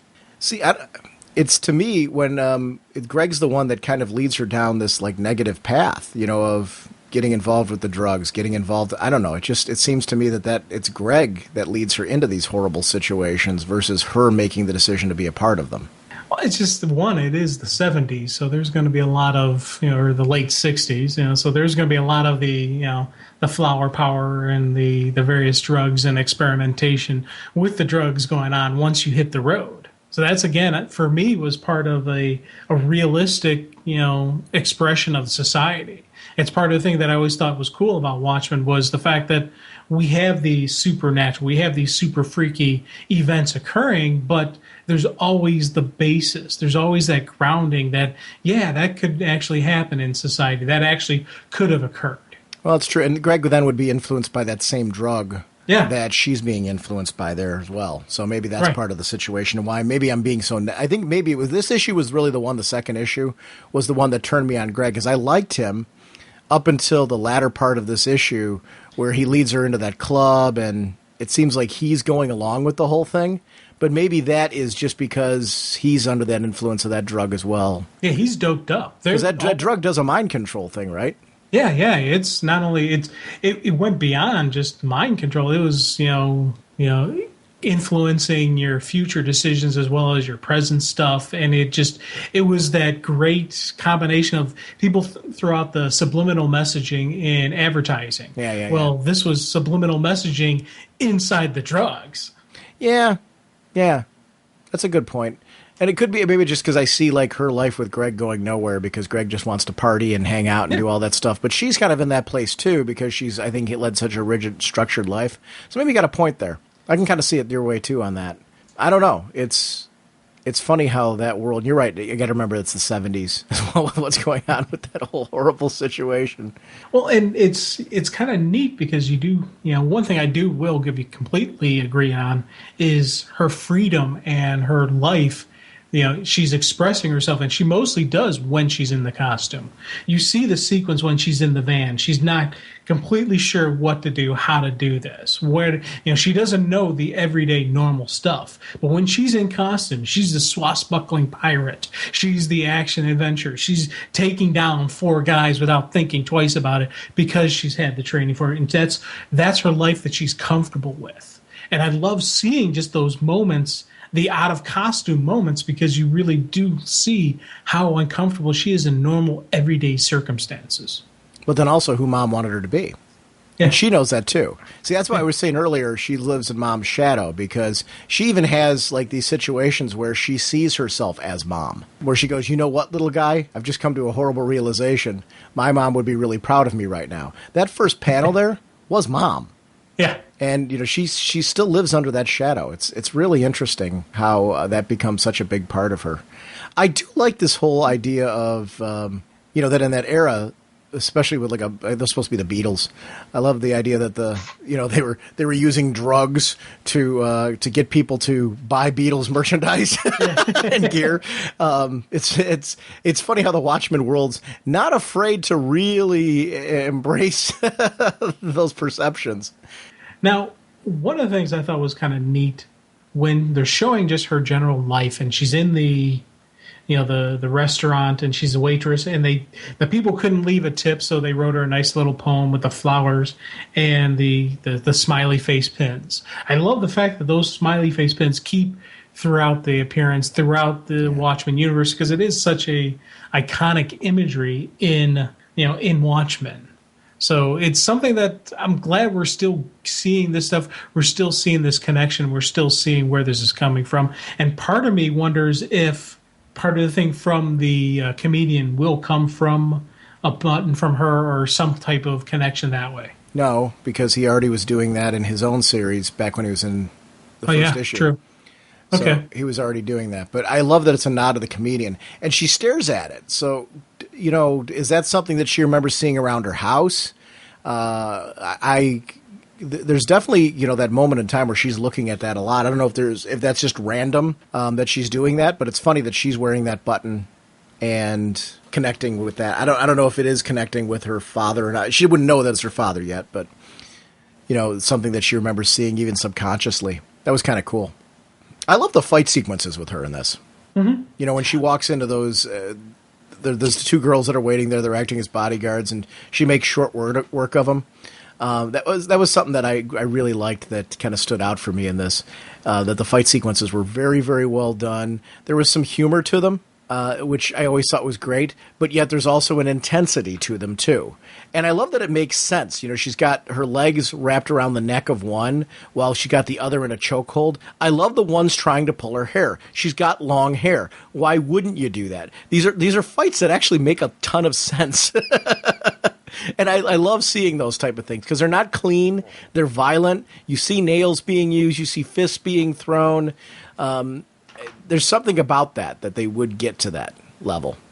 Well, and it's I'm glad when you actually do have a female fight that it's an actual fight sequence. It's not, just a, oh no, kind of scratching and just, this is real combat going on. This is something that, would hurt, getting hit by her. It's, tough. It would be tough to hit a female just because you kind of have that ingrained in your mindset. You don't hit girls. You don't do that. But if I'm going to throw down with Laurie, that may get thrown out really quickly because you're going to start hurting really fast. It's going to be efficient combat fighting. It's going to be efficient, tactics. And she was up against two larger size women who just basically kind of got by on their size and just the social norms. They were probably around more for their looks than for their actual functionality. And I loved seeing the fact that she could take them. She knew exactly what to do, how to do it. It's a combination. It's a cool story being played out, but it's also a cool visual style. Well, they're also brawlers without her training. I think the two of them probably got by the fact because they were punchers. They weren't afraid to throw and punch and things like that. But she has training on how to handle more than one person, how to flip people, stuff like that. So they weren't afraid to be rough and to scratch and to punch and to kick and stuff like that and pull hair, which we see them trying to do. But she actually has training. This goes back to what her mom was saying, how important the training is. That was something that I really loved as well, that those things that mom was saying actually do play into who she is. It would be things that would make mom proud. So the sequences flow together in a way that makes a whole bunch of sense. Yeah. Now, one of the things that kind of, I do enjoy is just the continuation of the story. And it's the little side pieces that's not really overall critical to the story. Like a couple pages earlier, you see her initially feeding this little kitty cat. Later on in the story, you see that cat's still with her. It's got a little bandana around its neck, so it's been domesticated, and it's part of her, her little universe, her little family. And it's been over a period of time because this is a stray cat that was on the street who eventually is now comfortable living in the house. And it's little things like that just like, yes, it shows the passage of time. It shows just who she is. And the fact that I'm even thinking that, kind of is just a neat, a neat vibe for me that I'm thinking of Laurie beyond these pages. I'm thinking of the time she spends, the time, just that off free time when she's just hanging with her friends. The fact that in the one panel they initially show them painting the wall, and a couple pages later you see this massive sunset painted out on there with some really cool psychedelic colors going on around it. I like seeing those development and that passage. It's the background details. One of the things I liked is how Laurie viewed the place in her subconscious and herself in the subconscious was more the glamour that mom wanted for her. The cat even changes in that sequence where the cat's more tiger stripes and with the collar and everything, and that was something in the whole place. The stairs have changed. It's basically she's picturing herself in the same location, but it's much more glamorous than it actually is. I'm also a fan of when they do large rooms like this, where they panel them off. You can see the large room, but you see the character flow through the large room, a sense of motion, but also a sense of how many people are there, how big the room actually is. For the details from the dog sleeping on the floor to, just a random flip-flop on the floor to, a group of people in the background smoking by the window. Somebody playing guitar up in the front corner. Two people playing guitar, I should say, in the upper front corner. A couple conversations going on around the fireplace. I love the glass spilled on the ground, smaller, more normal conversations going on in the foreground at the bottom. Her circulating through the room. I love that kind of stuff. I love that it's done in different ways as the book progresses. So, it's not overusing that tool. That tool's been used there. So what can I do differently on the next page? Well, we're going to do some close-ups of conversations now, to get more intimate. That's great. I love that sequence, that it's a little bit more intimate now. We're seeing people up close that we weren't seeing up close before. We're seeing direct conversations with Laurie. And then it leads to this guy who's a guest, and Laurie realizing, oh no, I've taken the drug that I'm trying to investigate. She's the only one in the room that really knows what she's just taken. And I'm going to be curious to see how that reacts for her in the next issue. Now, is that Laurie blacking out when we see like the little Watchman smile? Or is that Laurie zoning into the drug? What, as we go through by the lasting panel? Yeah. She's full on tripping. Okay. Because then she sees the Watchman smile in the eye. Yeah. Okay. That's what I thought was going on. That wasn't really her blacking out. She's still there, but like you said, tripping. That's why everything's kind of disorienting and stuff like that. Yeah, and everything just kind of, and it's a really cool way they start changing the coloring. And they start adding a little bit more psychedelic, and then they start breaking down the lines and the actual artwork, and it starts doing that whole meshing sort of flow, and then eventually it just goes into the light, and boom, that's it. I love how creepy some of the music choices are. It's peekaboo, I'm watching you. Look in the dark, you see my face. Don't try to hide behind your lace. That's stuff that, saying I'm still there no matter where you're going to go. Instead of hiding, come out and play instead. It's just very, which, this is somebody, this whole idea, this mentality of, take the drugs, embrace this world and that type of thing. It's what she's trying to fight against. I'm going to be curious to see how she wins out over this, because I have a funny feeling she's going to crack this case. She's going to put a stop to them. I think that's going to be the breaking point between her and Greg, is going to be how the resolution of this case goes. I do see her winning out in this in the end, because we see her kind of becoming the hero throughout this. And that's something I really, really like, is seeing the birth of a hero.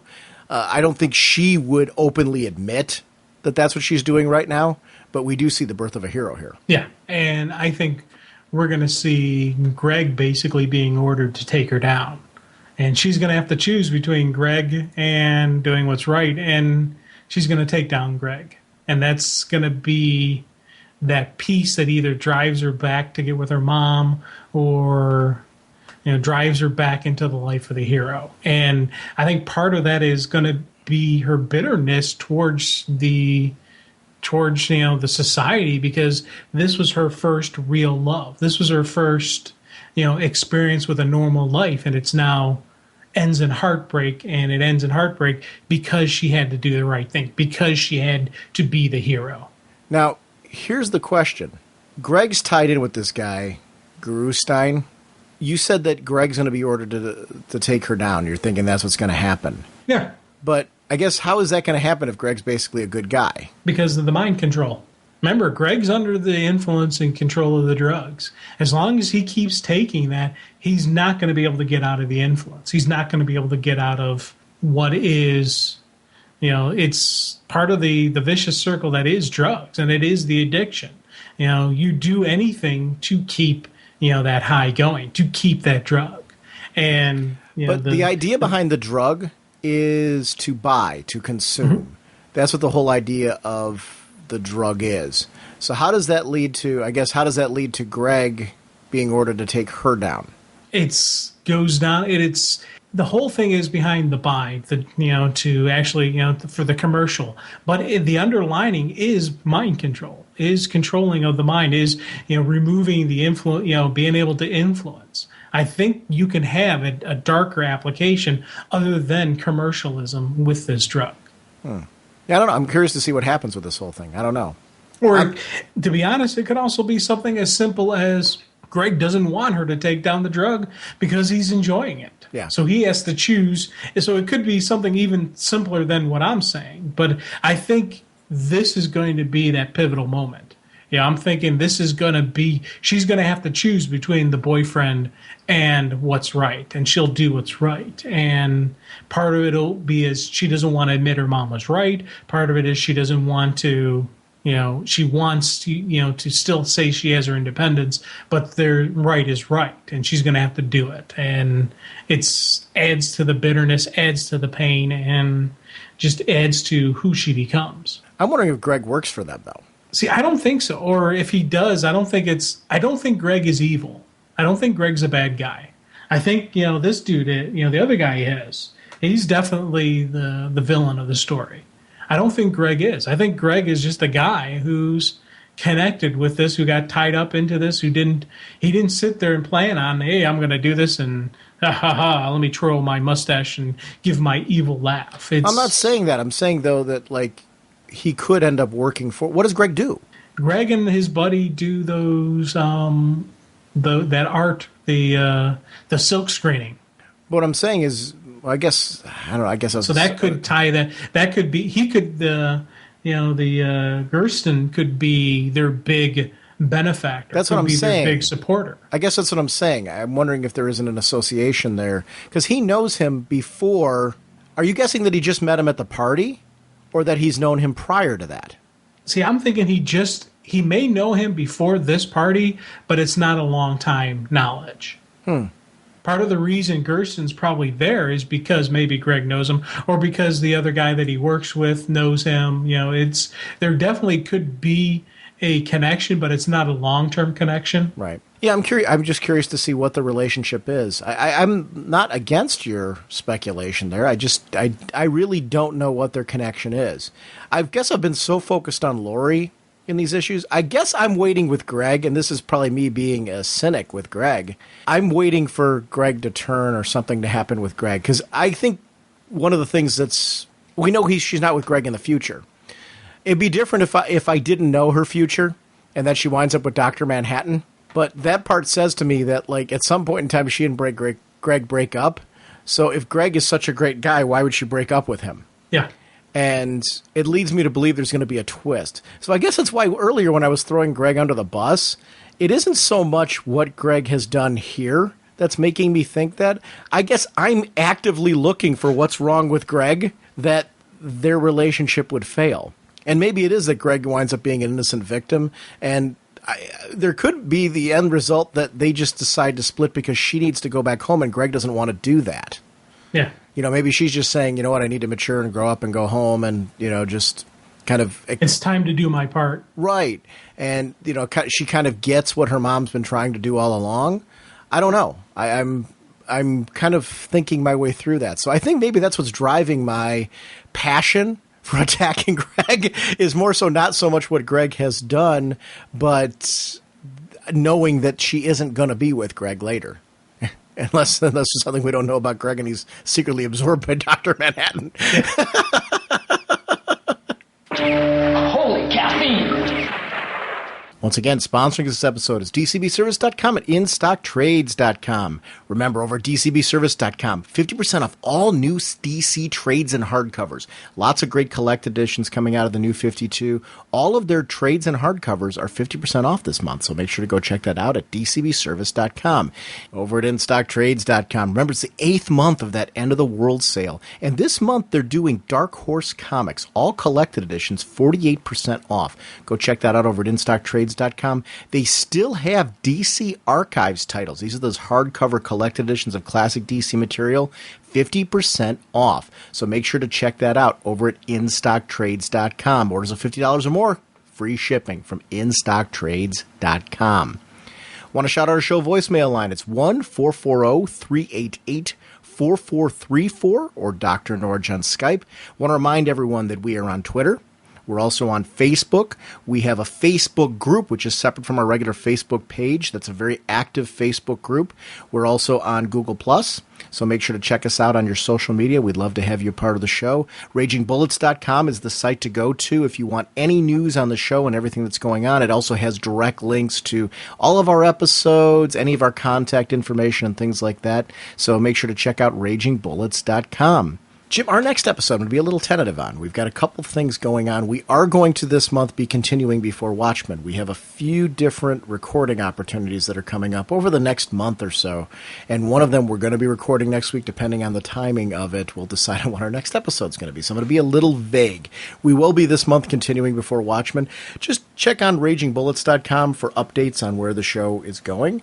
We have a couple interviews that are coming up that we're working on behind the scenes that I've got to be a little vague about right now, so I have to be tentative on what our next show is going to be. So we will see everyone next week. Bye. Flying through space and time, 1,000 different lifetimes. Faded for love and flaws and incredibly clear sightlines. Swinging your mace around, such a practical outlook. Helping the JSA and occasionally supporting your own book. Hawkman, Hawkman, eagle eyes can't see. Hawkman, your plan and what you do to me. Hawkman.